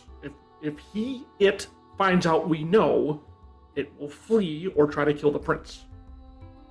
You cannot let this, and you can't even, I'm sorry, but you can't even tell your house right now because there may be someone in your house who maybe, I hate to say this, Nisiana, and forgive me, but someone may be working for the other side. No one can know about this until we capture that thing. It's that clear. I'm pretty sure he knows that we know based on the fact that you guys tried to arrest him and it didn't work.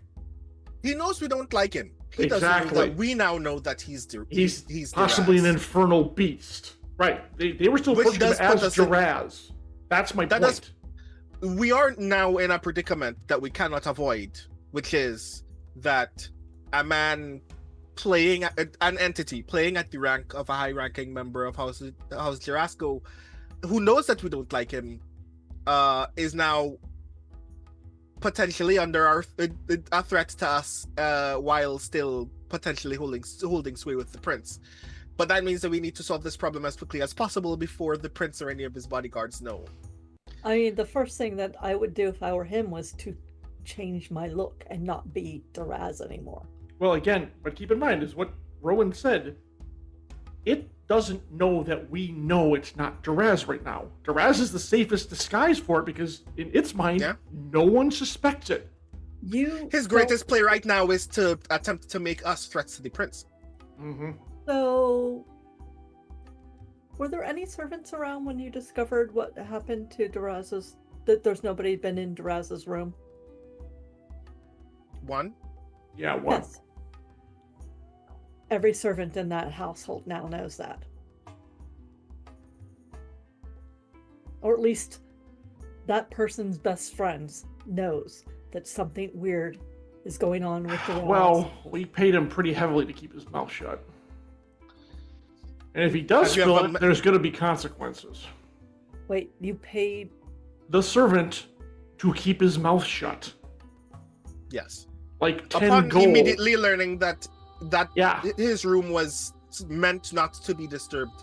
We made closed sure the door nobody and knew told that it him, had been. A, no one goes in there, and B, tell no one of what you saw. I mean, if you have met a wealthy person's servant, you know secrets are often very loose. But I'm hoping that that was enough coin to solve that problem. In any case, what is immediately also valuable to note is that you did send a message to another member of the house making sure to contact him. And they never got back to you, despite the fact that this man has been dead for a while. My Baron has not gotten back to me at all. It's been... How long has it been, Greg? At least half a day? Yeah. Well, I mean, because you heard back from them, it's probably only been I'm thinking more, isn't it more like an hour? Because you went to... It hasn't been that long. My Baron would have to find someone who actually knows in order to send the message and see what happens. It's not like a 10-hour thing, I guess, is what I'm saying. Like, right. It's, you know. So the lack of a response is not immediately concerning. I mean, it's vexing, but there is one possible saving grace in this. If this entity that is disguised as Duraz believes that you are onto it, it believes that you are onto Duraz, that you suspect Duraz is doing something, not that you suspect that it is not Duraz. Correct, and that we don't know about the woman, the other Jarasco woman. So changing its appearance might not be its only option. Could be a first option, but not necessarily the only one. It could continue to be Duraz and protest its innocence. But or even declare our incompetence or threat. Exactly. Giving up on such a useful identity would be short-sighted. Unless it was confronted with the body of its true impersonator. But as you said, it doesn't know we know. Correct. And we cannot leave this body here. Why? Because how long did it take us to get out here? About 25 minutes. Quite a while. 25, 30 minutes. Right. So the moment, if I'm with Merime and something has gone wrong, Merime is going to immediately let one of you know something, that they need to go and get the body or hide the body or get rid of the evidence. Mm-hmm.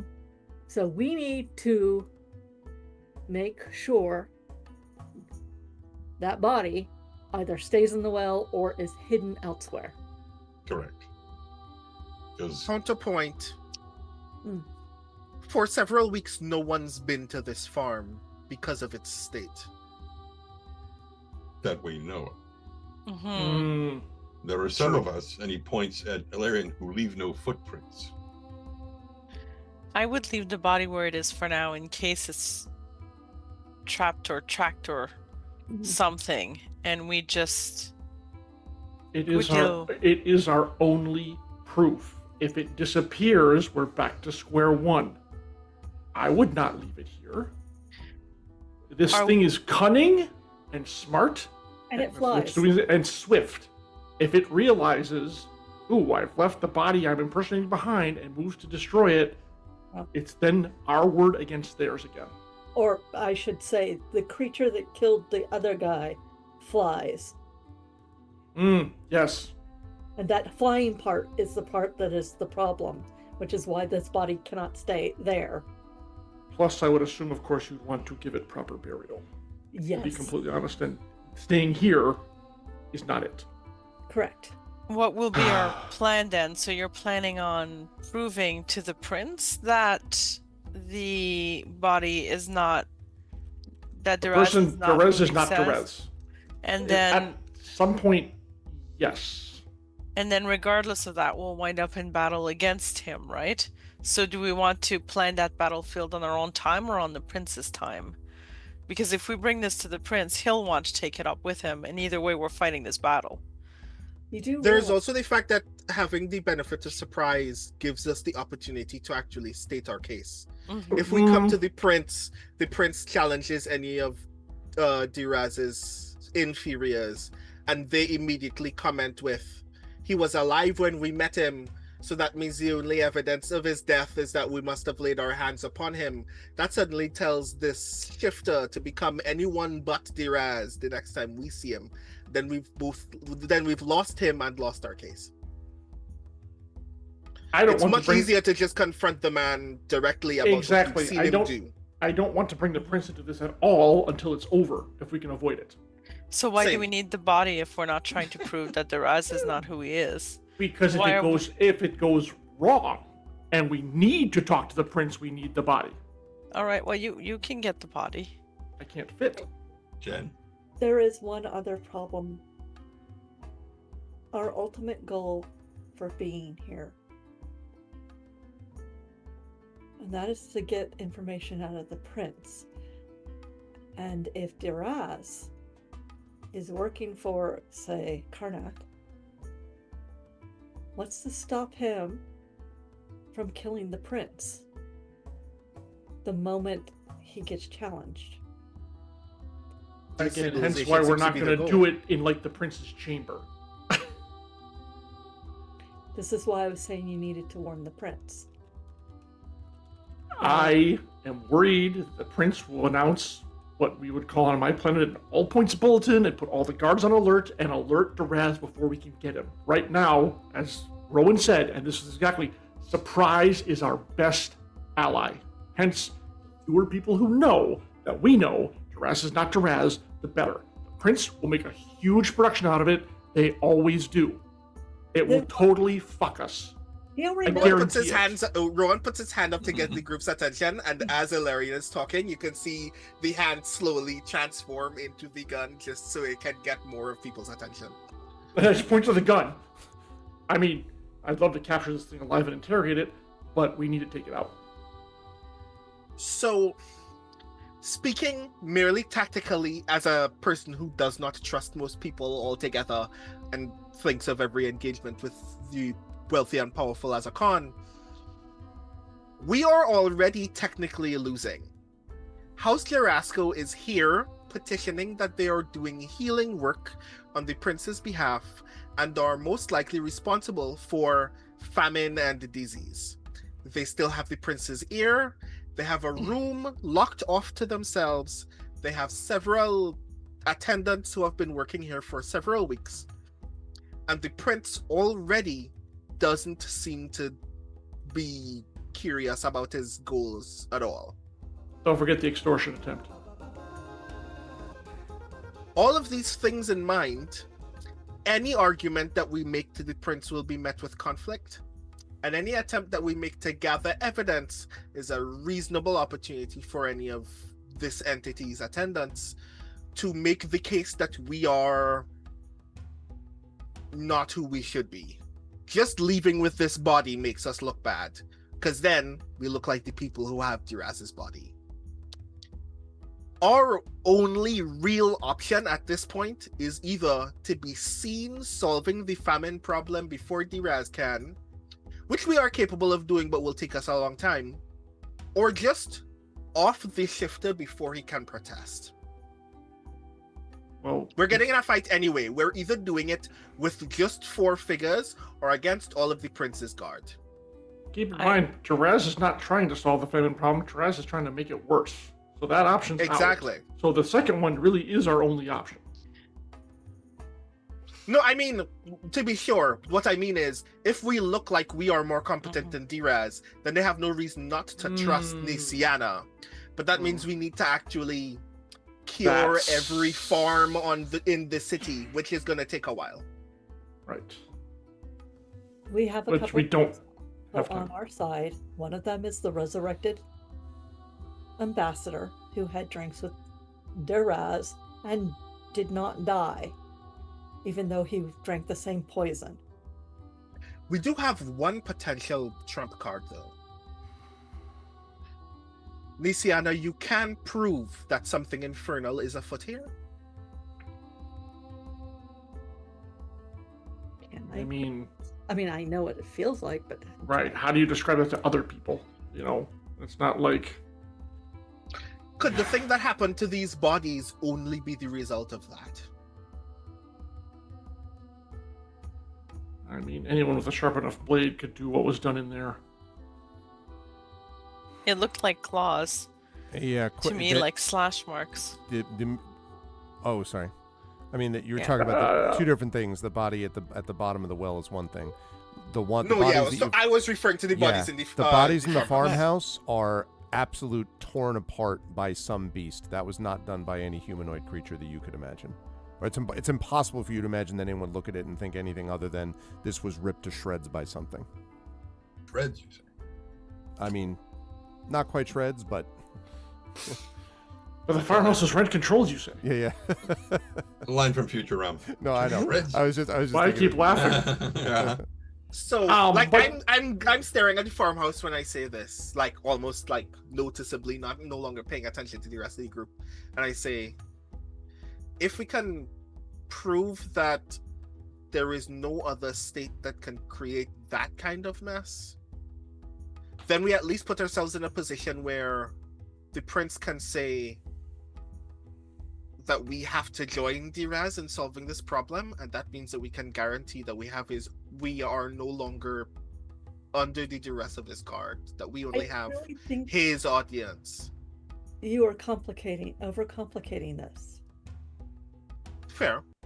I really do. I mean, he has listened to Mia Tantan, melted down his own crown for the People. For the people. no, the thing you The created. cleansing. Yeah. So, But ultimately for his people.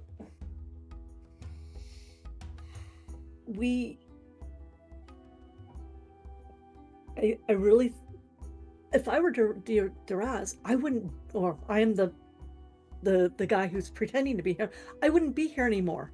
You guys already accosted him, took some of the stuff that he took, the purple stuff, and you tried to take him to the prince and lost him in the palace.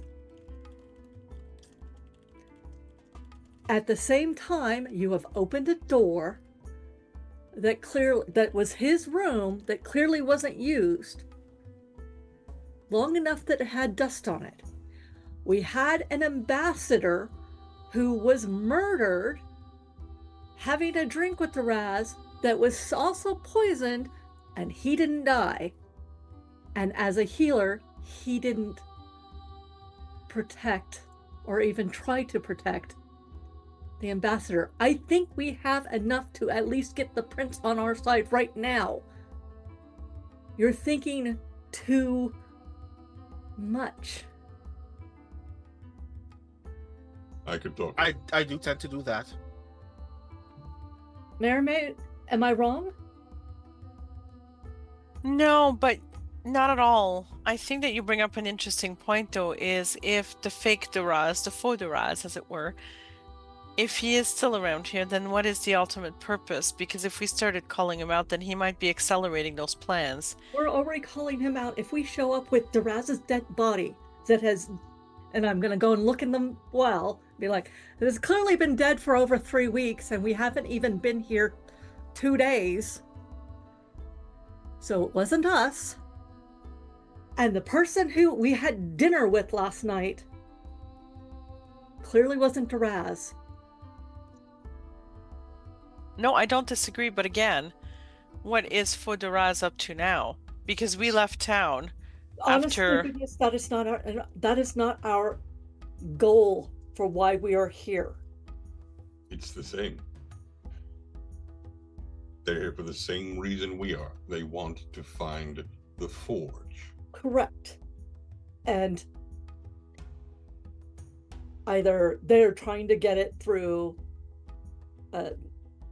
separating Nuseer and Brayland, and we have come in and mucked that up.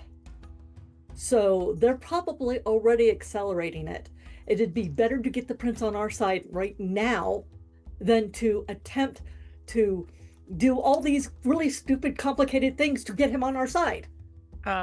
Arv, while they're talking, I'm getting kind of distracted, and I just want to look around because this is starting to feel like a good place where you would have drawn someone to, like, if someone was keeping an eye on us, like, this would be a good place for us to get attacked.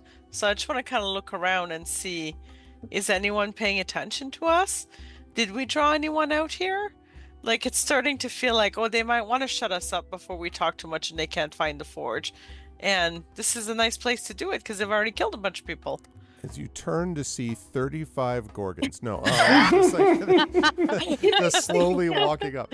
Rita, see, it's quiet. Too quiet. Yeah, wait a minute. Exactly. All the birds are flying away with one bird being like, you know. Give me Birds aren't real. It's fine. give me a perception check, please.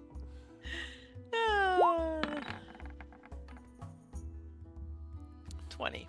Not natural. You don't obviously see anything sort of closing in on you, Maramay. There is an overall, and I really want to be careful about how I'm phrasing this. I'm not trying to lead you in any direction.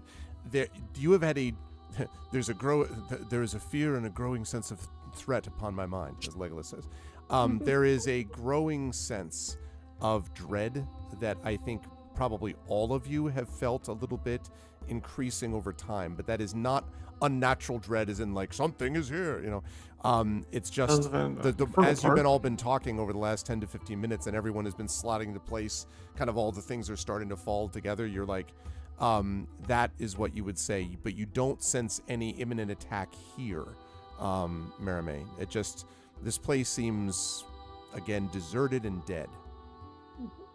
And by the way, also I should have mentioned, Nisian, as you were walking around the house, this was a pretty big operation. Like, you can see that at one point this farm did have, and probably more than just the family farm, it had probably had extra workers too, to be able to sustain. It was one of the biggest farms sustaining Nuseer. The fact that it is no longer functional in any way is possibly one reason why the famine is as bad as it is. I could speak to it. I believe I could communicate things clearly enough that he would understand and not say anything. Him who? The prince. Prince.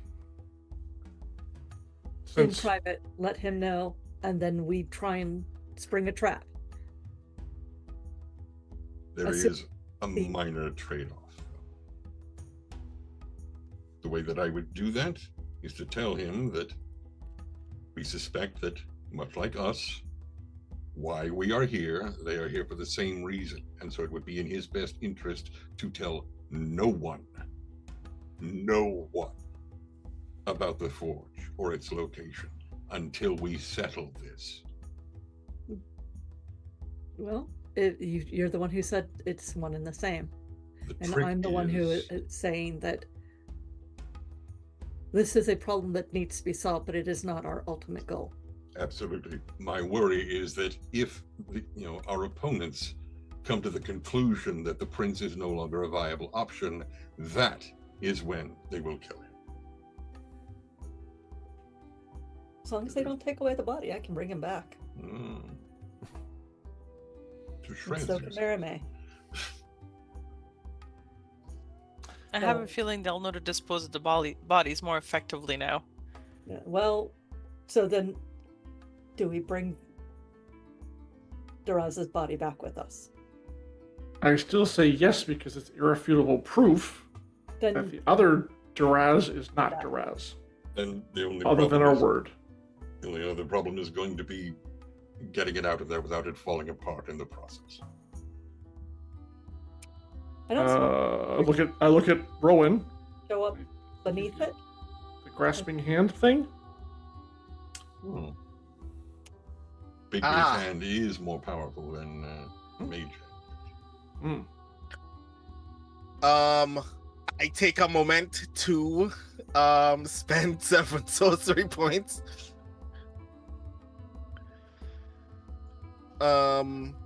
And then I use Bigby's hand to pick the body up out of the well. Sorcery points. Okay, just to cast it, right? Yeah. all right. Just to have the 5th level spell slot available. So you know when you like reach down into like a clogged sink or whatever, and you're just sort of like so you're just like getting your hands Ew. just Ew. sort of like Ew. reaching. No, so, Goosh. Ooh. oh gee. Ooh. Turn on the ooh. So jokes aside, you do manage to pull it up. Better use Terreno, yeah. You do manage to pull it up and out of the well. It is a kind of squelchy mess when you get it out, but it is still vaguely discernible as Duraz. Well, then we can get tarp or a canvas from one of the farms, even a horse blanket to. Can you still do that gentle repose thing, or is it too far gone? I'm pretty sure it's too far gone, but let me see. Yeah, that would help. Let me- I don't know if it's gonna work. And you Don't were describe it, right, Jen. Nisiana. Week's dead, by the way. Yeah, it's corpse or other remains. Duration 10 days. Target is protected from decay. Further. Yeah, but It's yeah, at further- this point it has decayed so much it wouldn't matter. The Well, only thing that we if could it goes do- further, yeah, it kind of does. If we don't, if it decays beyond where the prince doesn't recognize the guy, that's kind of a problem in my mind. We Well, could use create one of- destroy water to get the water out of the corpse, and then no, never mind. If Right. one of you go get blankets or a tarp or the I'll- equivalent of a tarp, a wax canvas, something. Trent, were you Uh, dehydrating fruit just then? Like, is that? This that is a what farm; it is? shouldn't be hard to find. So we'll see if I can find something That's- like that. I Is there a barn, Arv? There is a barn, yes. Probably have Even some if like there's that not a in there. barn, there would be a Some barn kind of other specifically for outbuilding. Animals, yes, yes. Yep. yeah. That's Yep. stable, yeah. Mm-hmm. I will go ahead and I will do the thing, and it is going to be kind of gross and probably like nothing I've actually ever done, even working in the trauma wards. Because Yeah. You are able to preserve, I mean, to the extent that's possible.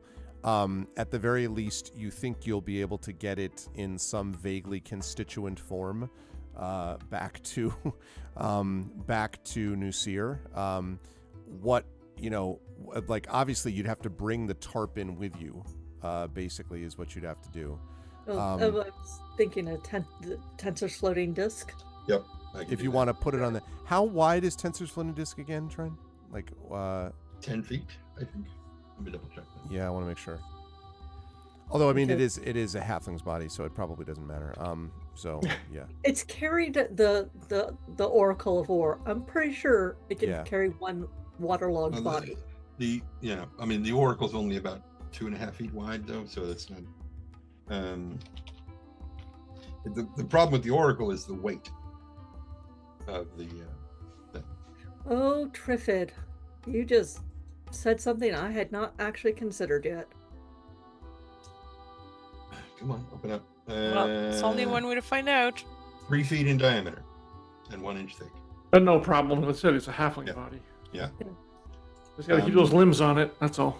Right. So while Nisiana is doing the gentle repose, Tanton has brought up his mage hand again and sent one of his tools down right to the water's surface. Okay. And is inscribing runes right above the surface of the water. Okay. And he's casting purify food and water to purify the water in the well. Okay. How long you as a ritual then? So you're taking like 10 That minutes. one doesn't have to be a ritual. Okay, you His can just do floating that. disc Okay. he's doing as a ritual. Great. Oh. All right. At which point you were all headed back to the palace then, if I understand this correctly, Yeah. with this evidence. Because when you get back to the borders of New Seer, so like 25 minutes basically into town, you were walking up the street, and we're now talking early afternoon, basically, maybe 2 o'clock, something like that. And Hold on. Before we get to the outskirts of town. yeah, Merrimack, can you make this invisible? Point to the body. The Because dead this thing. will attract. Yeah, because this will attract a fair amount of attention, wrapped up or not. Can do. So I will cast I think it's invisibility. just gonna be easier for us to get to the palace. So, all right, continue. okay. So you do that. You make it invisible, and coming up to you is a guard, accompanied by exactly a bard, accompanied by the one of the assistants, basically, to the king, Wernham, Prince. who you originally. Sorry, what did I say? The king, prince. Sorry, Mhm. I'd like to be king someday. The prince, and it is Wernham, who is one of his assistants, who comes up, Oh, sorry. to you and says, "It is well that I found you. The prince has called for you. It appears that he is perhaps ready to give information and to speak to you about what you know about the investigation. He has heard troubling information about what has happened to Nusir, and he was hoping to speak to all of you. He particularly asked for Tanton. He says that he believes you have proven that you are someone to be trusted, and he would seek your advice. But he has asked that you come to him now." Wow. The rest of us are just standing right here. Well, no, he does I- make I it know, clear that I it's know, all I- of you. I kid. And so, Well, Your own fault for not being born on this planet. I know. Mhm. I guess we're off to see the prince, the wonderful Prince of Nusir. and I think as you make your way up the winding road up to the palace with an invisible, floating, tarp-covered body behind you. At least it's preserved and not stinking up the joint. That's right. We will bring this session to a close. Man, I was trying to figure out what's my favorite part of this, because was it the Zap the Goblin, and then we spent a lot of time talking about how these were the most lovely. You know what I had in my mind is there's this sequence from Family Guy where an early Family Guy where they meet. I think I may have brought this up before, but they meet Death, and Death sprains his ankle. So Death, played by Norm Macdonald, actually is hanging out with the family for a while, and Stewie makes friends with him or whatever. But at one point, Stewie's just like, well, what kinds of things do you like to do for, in your spare time? And Death says, well, sometimes hobbies, playing around with things. For example, there was the Boy Scout troop on the plane, and it cuts up to this plane that's obviously in distress, and the Boy Scout troop is all sitting there singing, "We love life, we love life." And I was oh God. So I was dying about that whole stuff. It was just so funny. And all the reactions from, plus the visuals with Tanton being asleep and all that. But then we get this, the investigations that are happening, Alarian with the rat, which was a lot of fun too. And then we get the freaking role play at the farmhouse with Rowan looking at the bodies, Nisiana doing the search around, and then all 5 of you just having this awesome discussion about like, well, if this happens and this happens and think this ahead. And, you know, Nisiana being like, you're overthinking this. What about this, and this? We have to convince the prince now. And I was just like, absolutely could eat this up with a spoon. Like, sign me up. This is exactly the stuff that I love. I love this sort of smart, thoughtful, tactical, and it isn't just wheel spinning. I think that gets a bad rap sometimes. Yes, sometimes discussions about like how many ways to jump a group of bandits, like sometimes that does get boring, but this is not one of those deals. Like sitting there and going, we need to think about how to best address this when we're dealing with a possible shapeshifter, and also what the hell with the just really great stuff. Oh man, I loved it so much. And I'm very excited to see what Day 81 is going to bring, because a lot of this, I think we can all tell, is coming to a head. So it's going to be interesting. I will start with the person in the bottom right of the ziggurat. John, good stuff from Alarian today. Again, I think there were some good points being made by Alarian as a part of that discussion. I loved, again, the sequence with the rat, which is not something I necessarily expected. But I love the idea that you were getting a lot of information from the rat while also continually feeding it cheese, which is about what, generally an intelligence 2 rat is going to be thinking about. So I was really loving all of that. And I am interested to see what sort of comes from all of this. Also, good moment between Alarian and Rowan there in the farmhouse, in terms of like, there was so much good big picture, small picture thinking in this session today, by the way. Nisiana being like, remember the reason we're here overall. And then other people being like, yeah, but like we also have this individual problem right now that we've also got to deal with. Like, really good stuff with that. So there was a bit of that going on with Alarian and Rowan, with Alarian being like, if you want to stop him from doing this again, we got to go do something about it. It was really good stuff. John, how did you feel about today's session? What will the fine folks mention next? Yeah, it was pretty awesome. I had forgotten that. I was like, no, Rowan was not with us at the bakery, so he's coming to this quote unquote fresh. And it's like, yeah, that's a gut punch for anyone. Not that Alarian's like this hardened killer or anything, but having seen that already, this is a family that was still terrible, but they're focused now on how to stop this. And the annoying thing is that Trent just walked away, because he and I, me and Tanton and Alarian still need to have that conversation that the rest of you had on the road. And I want to make sure we start the next session with that, because that conversation needs to be had with Alarian about what's-her-face, Aurelian, Karnak. Yep. Don't let me forget that. But yeah, we got to put a note. We got to put a note in there that needs to. We could have it on the way back while we're traveling if you want to get it out of the way. But it needs to be had. Yep. It's kind of important. So otherwise, it was fantastic. Yes, the role playing was amazing as per usual. Really good stuff. I enjoyed it, and yes, now I have a rat friend, assuming he sticks around, because I know more friendship only lasts 24 hours. So I'm giving him the choice. He can either stay with me and get more cheese, or he can go. It's up to him. But that was hilarious, and yes, your rat role playing was just quite impeccable. Art. It was just, yeah. Thank you. So yes, I had fun. It's just getting knottier and knottier, and like, well, we've got the proof that Duraz is not Duraz anymore. It's on a tray behind us. Oh yeah, you made right big time investigation progress here. Let's be clear. Oh yeah, not what we'd like to see, but yeah, exactly. So I'm looking forward to the next session and getting in deeper. Like, we're already into our next, and it's just. Yeah, it's going to be nuts. This is going to be crazy. Trent just got back. Do you want to mention to him what you were saying about that? Mia Tanton and Larry need to have that conversation you had with the rest of the folks on the road. So we're going to start next session with that, because that has to happen. How does he know about it? He doesn't, but I'm assuming Mia Tanton's going to at one point talk to me, because I wasn't there when the rest of you had the conversation. Nah. You're not from this place.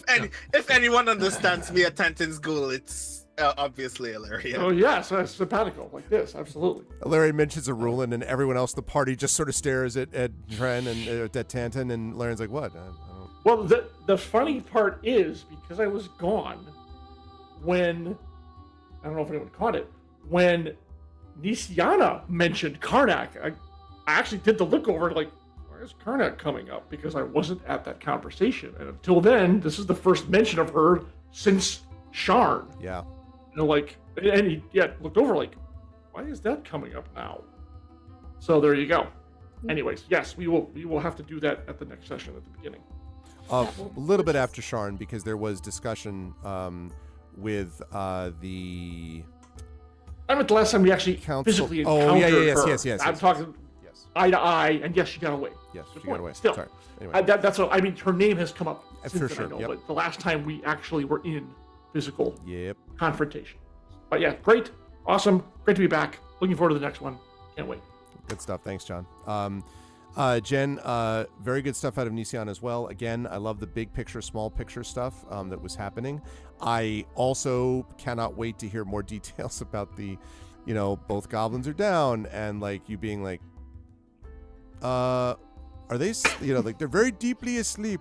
They're just very badly burned. That obviously is another one of those. I have this image that there's going to be like another conversation I need to have with someone like, Rowan about this stuff.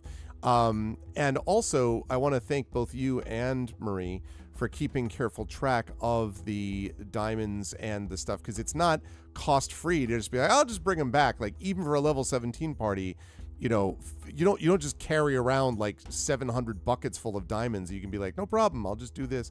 Like there is a cost to it. So, and you've already used it on 2 NPCs, which is not typically what people do, necessarily with the revivifies or the resurrect type doing stuff. it on a third. Yeah, exactly. Well, but listen, that's how you're getting information though. So, in some cases, and you're also trying to save people. But anyway, there's a lot there, it seems to me, for Nisiana to kind of figure out and address in terms of what may or may not be there. So there was some good practical stuff and some good like the F was that, Rowan, or whatever. Like there's going to be some good discussions, I think, to be had with a variety of different people. And I'm glad that different ones of you at different times have thought a little bit about the big picture with this, as and at relative to your characters, which I think has been really cool too. So how'd you feel about today's session? Where will the fine folks find you next time? It was really good. I don't think Rowan is going to understand the conversation he's about to get. That started with him lying to me immediately. His first instinct was to lie to me, which is incredibly disappointing. But there's more to it, and I'm not going to let you know because it has affected Nisiana in a much more different way than you think it does. But it's something that has come up in the past. I understand what we are doing and why we are doing it and noodling over things, but I'm like, at some point in a role-playing game, you're just like, dude, let's just do the get 'em plan. Stop overthinking it. Get 'em, Ray. That'll do it. That's exactly what was in my head. Get her. That was your big plan. That was a big plan. Yeah, Also, have you met us? My wife has a shirt, hold on, let me overthink this. And it was pretty great. I do this, and it wouldn't be a big thing, but it's actually a forthcoming plot point in the book that I'm currently writing, which is stop overthinking this. Although I do want to say that's true. But these are reason the discussion you had now was not just wheel spinning. It is based on newly gathered information. No, but your representing of Nisiana's position though was also really well managed, and I can imagine in that scenario people being like, right, but though we've also got to get some move on, because you also brought that up. A lot of people brought up the idea that you got to move here because things are moving quickly, and if they see it, you're going to have to there was this thing about he does or doesn't know it, and also whether or not he knows it, we have to move fast to kind of get ahead of this. So anyway, go ahead. Which is it's a really good point on all counts, and I'm very interested in what's happening next. Of course, I don't trust suddenly the guy showing up saying the prince wants to talk to you. I'm like, I do not trust this as a player. But, come into this dark alley. The prince is at the other end. No, I had a good time. I mean, it was awful, but I had a good time.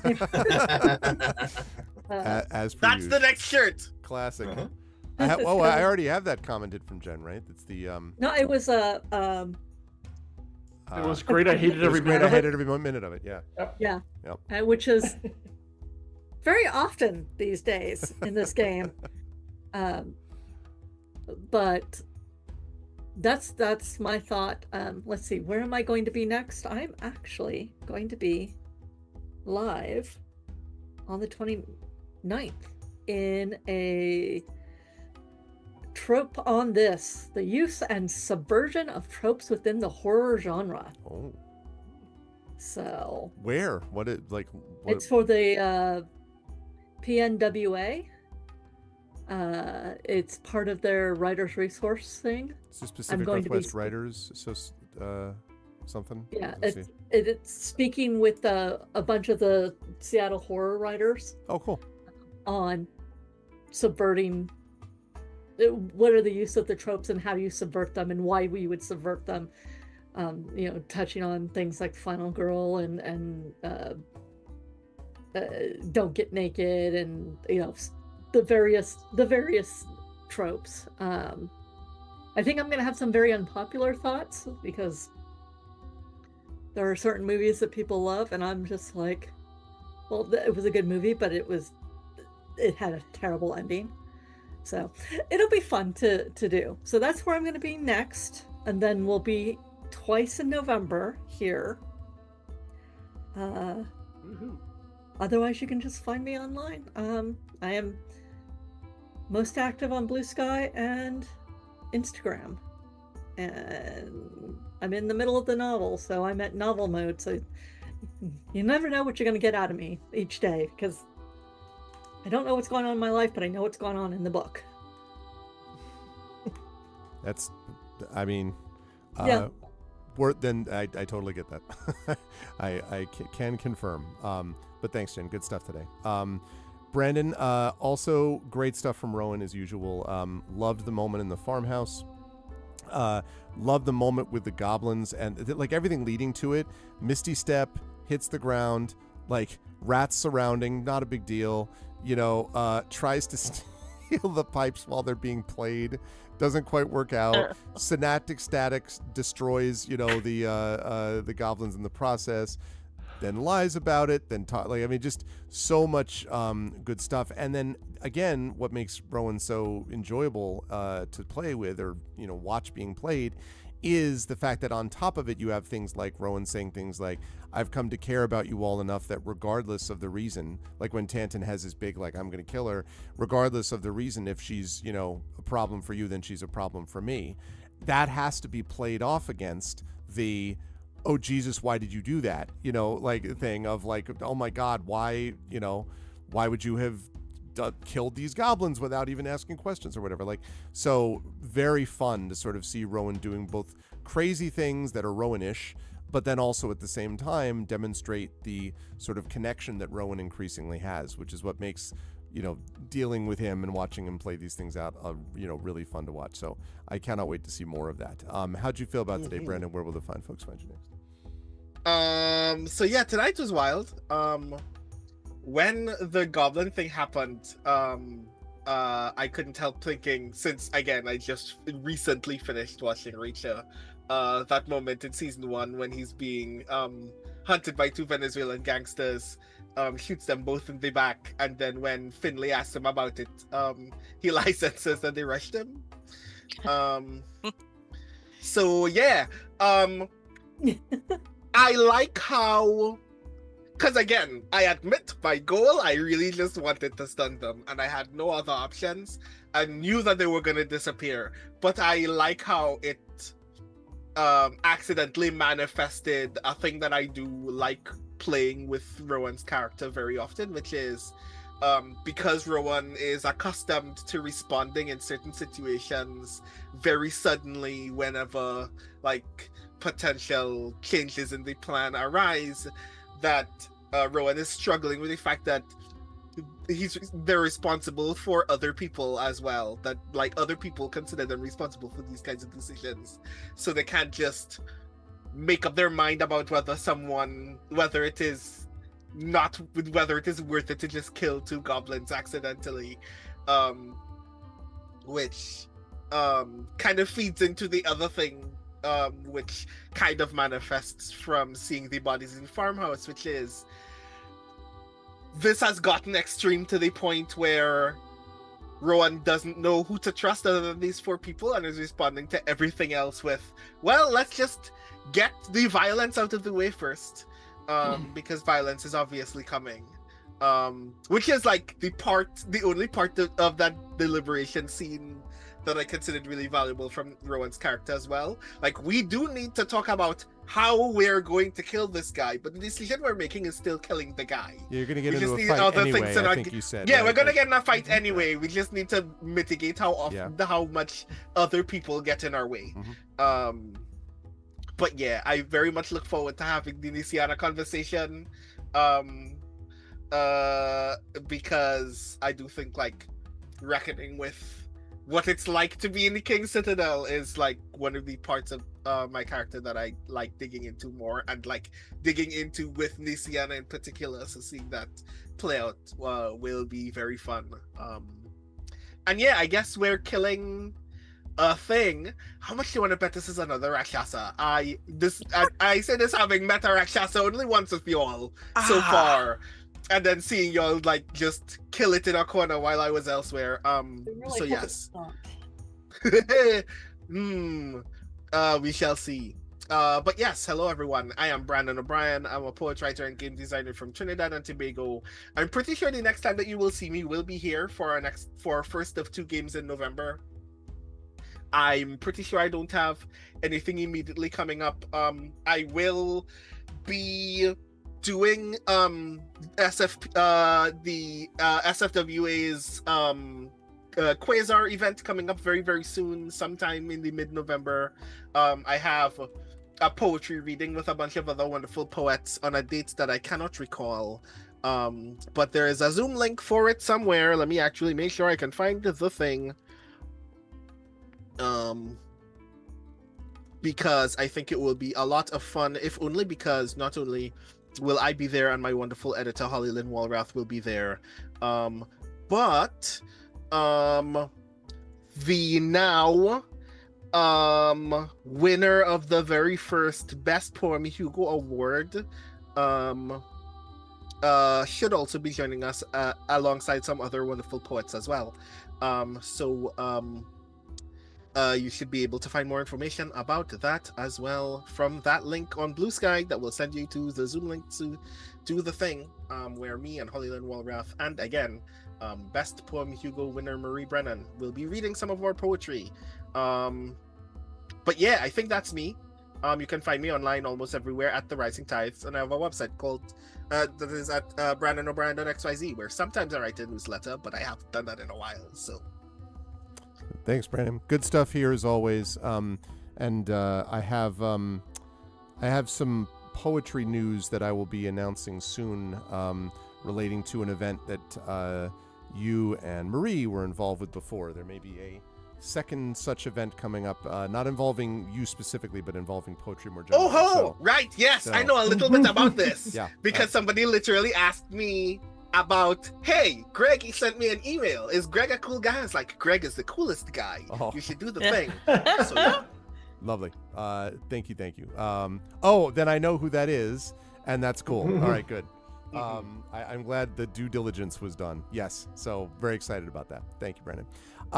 Moving on up, Marie, very cool stuff from Maramé today as well. Few things. Number one, underrated moment I thought was when Tantan comes out of his dream, and Maramé is the one to say, are you all right? Because dreams, and I believe the term you used was, have a way of getting into your bones. And that struck me as a really nice moment that obviously Maramé is going to know more about than just about anybody else. So I thought that was very cool. Also really liked that when Tantan was kind of like, if any of you have a problem, get in the way because I'm going to shoot her 65 times and blah, blah, blah, blah. And Maраmé's like, the only reason that you wouldn't do that is because my rapier did her, got to her first, which I can imagine Tantan being like, yes, carry on then. Right. I'll shoot that was, around you. Yeah, right, exactly. we'll work it out. It's some Robin Hood thing. But that was really great and sort of showed a kind of sensitivity to what was going on in the moment, which was great. And then, there are issues like finding the corpse and all the stuff that everyone else is dealing with. And Maramé had her own stuff to say about, we have to figure out how to address this stuff with the prince and convincing him and all this stuff in the right way. So just a lot of good moments, but I really like that little, as I say, underrated moment that was happening. Also was enjoying you speaking to the goblin at the same time that you have ones being like that you're trying to Nisiana's like, what about this, this, and this? You're like, right. I'll be there in a sec. Like, you're just sort of like, don't let anybody kill each other right now. I have to deal with this one that I just brought back from the dead. Was really fun to watch play out. How did you feel about today? Where will the fine folks find you next? I had a great time as always. I had missed this. It was a lot of fun to be back into the characters with everybody else as well. I liked that there was that, like, very much like we had the lighter moments as well, but there was a lot of darkness as well, but everybody just kind of worked with each other. Like, it felt real in the best way when you come to an RPG. I don't know, Mary just wanted to, like, go after, like, the fake Jurasco and just stab them to death, because right now they're messing up with, like, you know, her sister's house, and she has, like, many concerns. And yeah, there's bloated bodies and stuff, which isn't good, and it smells bad, and Tantan's dreams I really appreciated at the beginning too, because it was, I don't know, for her, like, as a Kalashtar, it was very much, I understand you. Dreams are a lot. Yeah. Sometimes they suck. So I really loved it. All that to say, I loved it. Loved your DMing, of course, as always. Thank you so much. And thanks to everyone for all the beautiful little moments. I enjoyed all of them. And in talking to the goblin as well. Oh, poor little goblin. We'll bring back your sister. We'll use 1,000 gold pieces You stay on here with this. these pipes. We'll bring her back tomorrow. Like, literally after midnight. We'll... For no reason tomorrow. No, it's very... No reason. No. I want 3 weeks to go by, then Merriman just goes, "Oh shit!" You guys still when damn you're playing it. the pipes. Oh, they'll be back. I know they'll be back. It's playing all by myself on the pipes. Somebody should actually write down a note in our things that says, you know, don't forget to take the goblin sister. I think back. Rowan should probably write that down.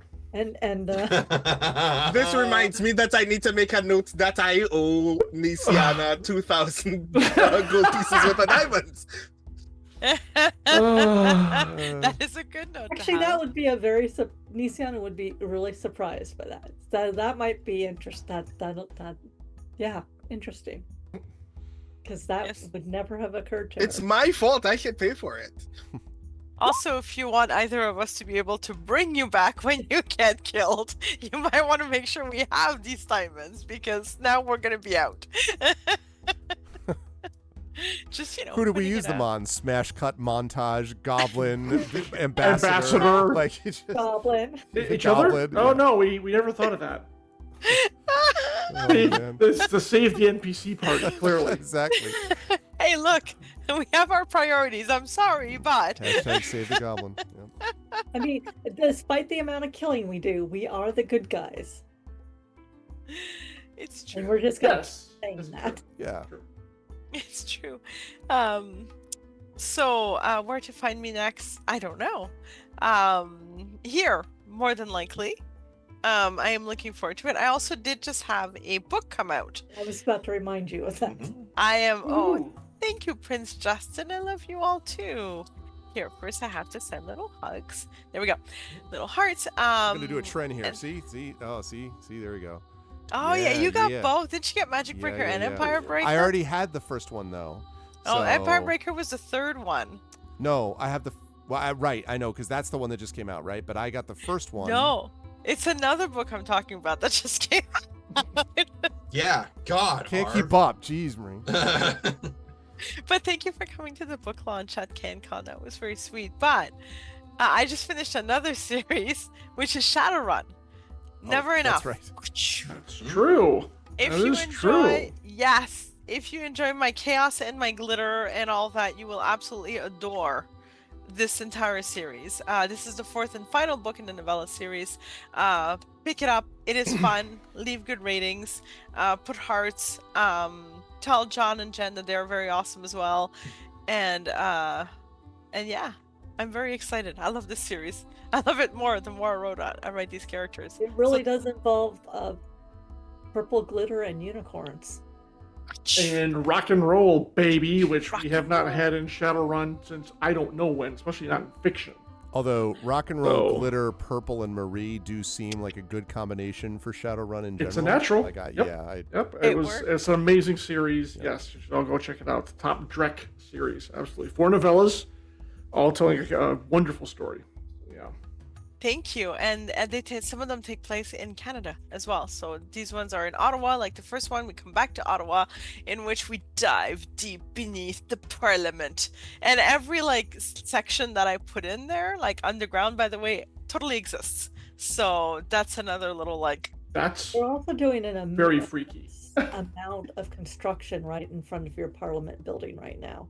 There always are. It's what they love to do. I remember reading Malengro and getting by Charles DeLint and getting a lot of inside Ottawa info because I believe Malengro is set in Ottawa, but not like this level of Ottawa. So it's awesome. Okay, very cool. I am excited for it. Thank you, Marie. Great Thank stuff you. as always. That was fun. And last but certainly not least, Tren, as we said, that was great dream to come out of. I really do love how Rulin Karnak has gotten this outsized, and I don't mean outsized beyond the threat. I just mean like I love dearly. I mean, I'm just terribly sorry that that it's such a horrible thing that Rulin Karnak has occupied such a space of attention in the party that really, really, really freaking hates her, and understandably so. But I really appreciated Tantan's sort of like focus on that and telling the other members of the party and the sort of reaction that people had to Tantan, which was not like, calm down, man, you got to get control of yourself, get control of your emotions, but instead was like, no, I mean, we will also kill her dead a million Get in times. line. And like, Yeah. it was like, they were like, absolutely.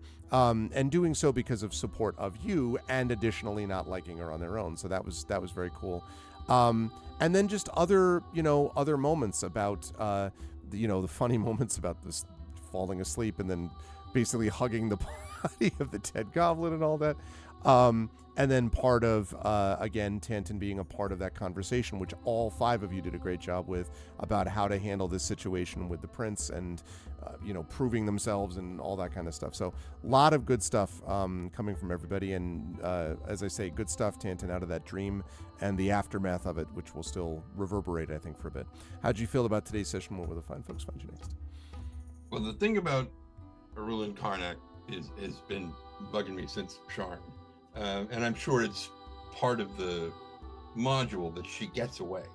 I'm certain that it's required effectively that she not get killed in that whole sequence. But it's just as she kept getting further and further. If Tantan didn't have the sharpshooter trait, he couldn't have continued to shoot her. But the fact that she still got away vexed me as well as Tantan. And I was just like, and I was like, if this was Shadowrun and I was a rigger, I would hack into her vehicle and shut it the hell down. She could just plummet to her death in the bottom of Sharn. And then I'd grab her body, drag her down to the cogs, and throw her in where all the fire elementals are. And then probably my dragon mark tattoos would probably flare up, and then the fire elementals would see me and be like, you, and come after me, and it would just be a horrible thing. Anyway, yeah, so that's been on my mind for a bit.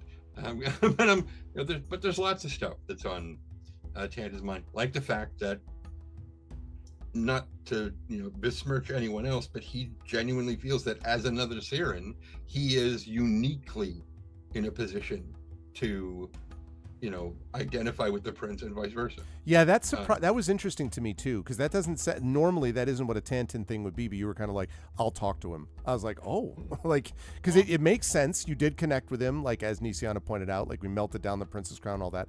But the fact that Tantan with a certain level of self-confidence almost or something was like, I'll talk him down or whatever, like that was interesting to me. So yeah, because Tantan wasn't there when everything happened. He was in Sharn. Yeah. And the only time he saw it was on the carousel. Mm-hmm. But the prince almost certainly was there and did see it. And so in that way, I think he feels that they have sort of is commiserance a word? Whatever it is, you know what I mean? But there's I mean, yeah, all the other Sirens that are here, yes, but not to be arrogant about it, but Tanton feels that he is, oh God, it feels horrible in my mouth to say this word, better than a lot of the common folk, that he has put so much more into advancing his own abilities, that he is not simply a farmer, that he is not, not that he loves Seer more than they do, but that he is in a better position to actually do something about what's going on. Also did something before that led to part of what might eventually have ended up as the mourning, right? I mean, like, was part of the war. I'm not saying caused anything, but like, you know. That facet is stuff that hasn't come out yet. Okay. But there are pieces of his history that he is worried that he may be responsible for. Yeah, that's all. Very worried, which is, as you know, Art, because I told you, why he does not look at the dead gray mist whenever they pass through or near the wall. Mm-hmm. He'll not look at it, but that'll come up at some point. But yeah, I thought it was a lot of fun. I'm glad that Ilarion thought of Bigby's hand, because I had completely forgotten all about that, and I was dreading the fact that we were gonna, tie a rope around the body, start pulling it up, and just, like I mean, considering someone would have had to go back down there and tie it, and guess who that would have been? Merame. Oh, absolutely true. She already made it once. It's true though. And and here's the thing: if I could fit, Ilarion would have gone down there, but there's no way, because it was like, sure, whatever, since another job, but there was no way. And I'm cramming myself down there. Even though the well is narrower than, or is wider than Tensor's floating disc, the disc can't go up and down. So he could have gone down there and put the disc under the body, but as soon as he climbed out, it would just stay there. And it can't, like, if he goes across, if he crosses a bridge or jumps across a chasm, the disc can't go with it. It'll just either stop at the edge of the thing until he gets more than 20 feet away, and then it'll just disappear, or it'll try to go across the thing and it will plummet. It's great until it's not. Right. If he goes up a ladder, it can't go up with Ilarion it. could just death from above the well. Just open it up by just, I mean, I'm sure that what could go wrong. I could have gotten that body out with Iron Titan, but no one would like what that well would look like at the end of it. Yeah. There wouldn't be a whole lot of identifying said body. Exactly. He reveals to the prince, so I show you this, and just reveals this, like, that's a piece of bone. What is that? Like, well, that's see? Just send everything we could recover. Right, just send Merame down with the bag of holding, open it up, and just do some dental analysis that's available now. Just dump it out in the throne room. Goop them on in. Yeah, exactly. Is that flan? Didn't you get a boneless flan? It's like, no, we didn't get it. Not this time. Right. So where do we see me next? Here. Yeah. Here. Next month. Yes, and we are going to do our level best to get two sessions in if we possibly can. And by the time we get here next month, I will have finished my pre-read of Heretic and sent it in, and hopefully somebody will have sent me back my guidance email to tell me how things are supposed to be pronounced. Yes, clearly I'll have to do that in several copies worth. But and by then, Renegade will be done. Yeah, I hope, and in the can, ready to publish, and then Heretic will be fast on its heels. Yeah, very excited for that. Trent has really done a wonderful job with it, so it's really great.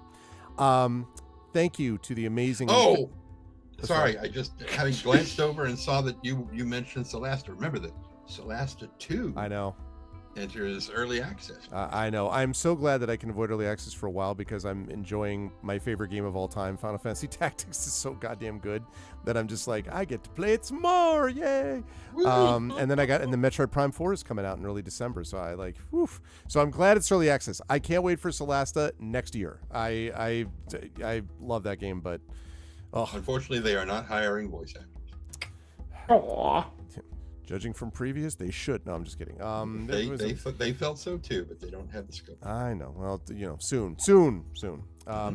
Chat, can we get some love for the amazing Infinity and Beyond crew? Wonderful work as always, crew. I will see you back here next month. Thank you to Trent Sparks, to Marie Bilodeau, to Brandon O'Brien, to Jen Brozek, and to John Helfer's wonderful work. Everybody, thank you so much, and I will see you folks soon. Until then, bye for now. Look at that big floof.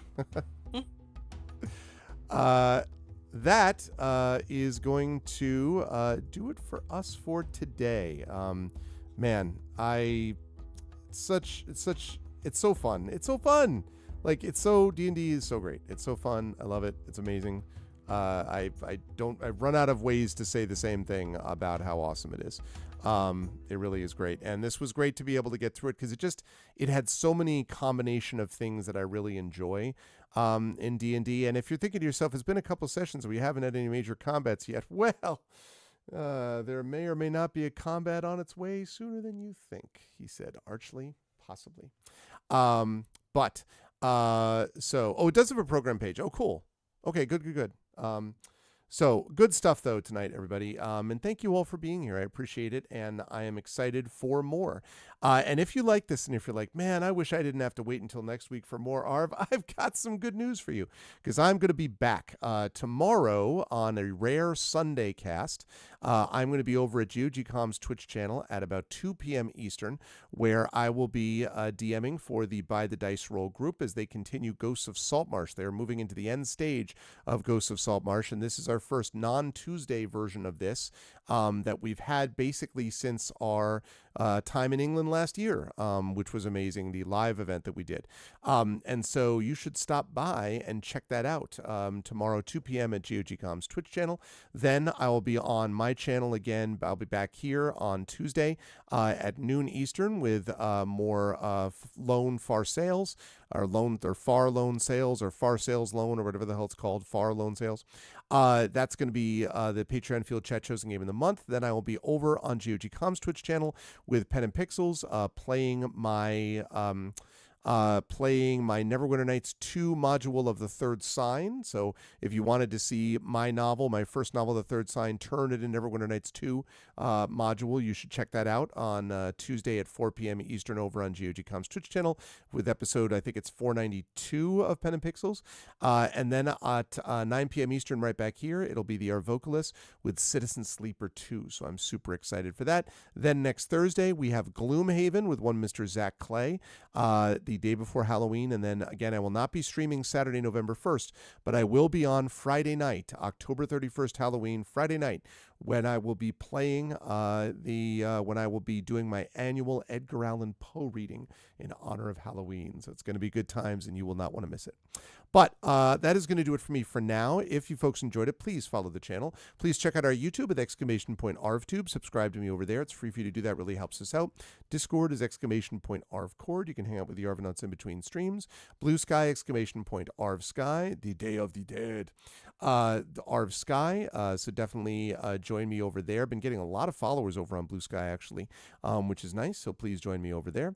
Website, arvanelleron.com. Be on the lookout for more Gen GM stuff, details coming soon. !Arv Shop is the merchandise area. You can get swag like this, cool shirts and other things for you to support the channel and also support the stuff on this channel. !Arv Treon is that Patreon. We're trying to build that up to triple digits by the end of the year. You can get unique stuff that you can't get through subbing through the Patreon, and you can also get inspirations to help our players and also stuff to move us towards various channel goals. You can also sub to the channel and get some stuff you can't get for the Patreon, so they don't overlap very much except for those inspirations, which you can get in both ways. And that's !Arv for the Patreon, and subbing to the channel gets you those custom sub badges and emotes to use here, there, and everywhere across Twitch.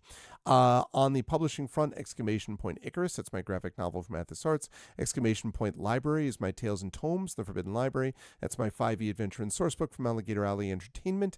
And !Greyshade is my Greyshade IP. Greyshade, Renegade, and Heretic, the aforementioned Grey Assassin trilogy, available from Athos Arts at that link. You can also get the audiobook of Greyshade from Trent Sparks you just heard from at that link, and be on the lookout for Renegade and Heretic, the last two audiobooks in that series. coming soon. Renegade coming by the end of the year should be.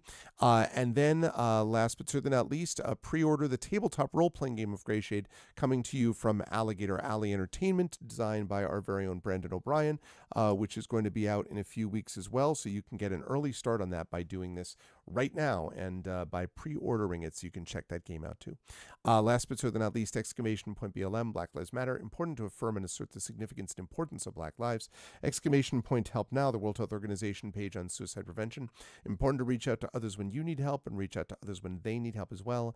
And exclamation point Ukraine, UKRAINE, to help the people of Ukraine as they fight back against an illegal and illegitimate war with bravery and courage, and send the message we'll do so for others in that situation in the future. Thank you to my wonderful mods. Thank you to Prince Justin, to Triffany Mats, the Rising Tides, best mods in the business. Thank you to my Patreon supporters and subscribers, Prince Justin, Triffany Mats. Thank you to Nonstop. Thank you to Wispy Song. Thank you to Tren.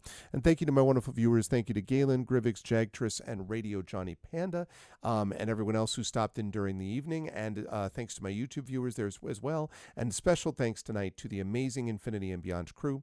Thank you again to Tren Sparks, to Marie Bilodeau, to Brandon O'Brien, to Jennifer Brozek, and to John Helfers. Great work from them. I will see you Sunday at 2 p.m. Eastern for the amazing By the Dice Roll crew playing more Ghosts of Saltmarsh. And then back, that'll be over on GOG Com's Twitch channel. And then back here on this channel on Tuesday at noon Eastern for Far Lone Sales, the chat chosen game of the month. More of Eberron to come as we continue, as we're heading into the home stretch of the game next month. But that's it for me. Much love to all of you wonderful folks. Thanks, everybody. And as I always say, please be good to each other. I'll see you all soon, and much love. Bye for now.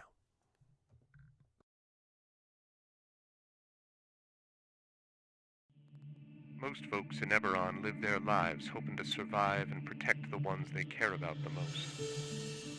A few do that and more, trying to help those around them, even the ones they don't know. But only one group does all that when no one else can. The King's Citadel, the ones who do the job no one else can do. Elarian, the Shield, a star-forged Aegis whose strength lies in the defense of their companions and their will to keep the Citadel and its missions safe no matter the price, even when that price must finally be paid. Merime, the Sword, a Kalashtar bard whose dreams predict doom and disaster, and who has touched the mind of a god. Her skill in battle, insight into the hearts and minds of those she encounters, and love for her sister in the Citadel is more necessary than ever, if her divinely touched spirit does not waver. Tantan, the Brain, a dragon-marked human artificer whose jovial demeanor conceals a deep curiosity, razor-sharp intellect, and long memory. He knows what he did for the last war, and he knows what it did to him. And now that he has returned to the site of it all, deep within the ruins of Seer, he knows how much worse the next war will be, unless he can stop it. Nisiana, the Heart, a dragon-marked halfling healer whose love for her sister is matched only by her desire to help and heal the members of the Citadel. She's grown wiser and more wary, and has learned that at times harming matters as much as healing. Can she keep hope and the King's Citadel alive? Rowan, the Wild Card, a human wild magic sorcerer who's played a dangerous game for most of his life. He's gone all in to save his friends, but for the first time he's learned they're not the only ones sitting at the table. Can he break through the shadows of his past and finally call the bluff?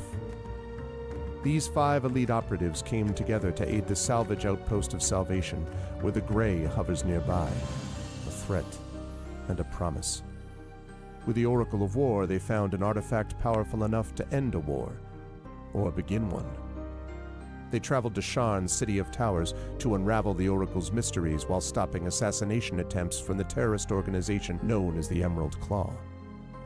They traveled back to Salvation and into the Grey to repel a war-forged invasion and take the fight to the Lord of Blade's secret fortress Razorcrag. They paid a heavy price to rescue hostages from the fortress, and the Lord of Blades escaped into the Grey, seeking a way to create an army of Warforged powerful enough to crush the 5 nations of Corvair. But the Citadel had more immediate problems, the Emerald Claw, and a looming war. At the same time learning that the Lord of Blades seeks the Oracle of Bones to create his invincible army. Now the King's Citadel is in a race against time to unite the 5 nations and stop the Lord of Blades before he can turn his full might against all of Corvair. They've saved Salvation, navigated Sharn, prevented disaster at Razor Crag, stopped the war with Thrain, and thwarted the Emerald Claw. But can they finally unlock the Oracle of War's secrets and defeat the Lord of Blades? Only if they remember that in the end, all they have is each other and the King's Citadel. Long live the King. Welcome to Eberron. Welcome to Corvair. Welcome to the final season of the Oracle of War.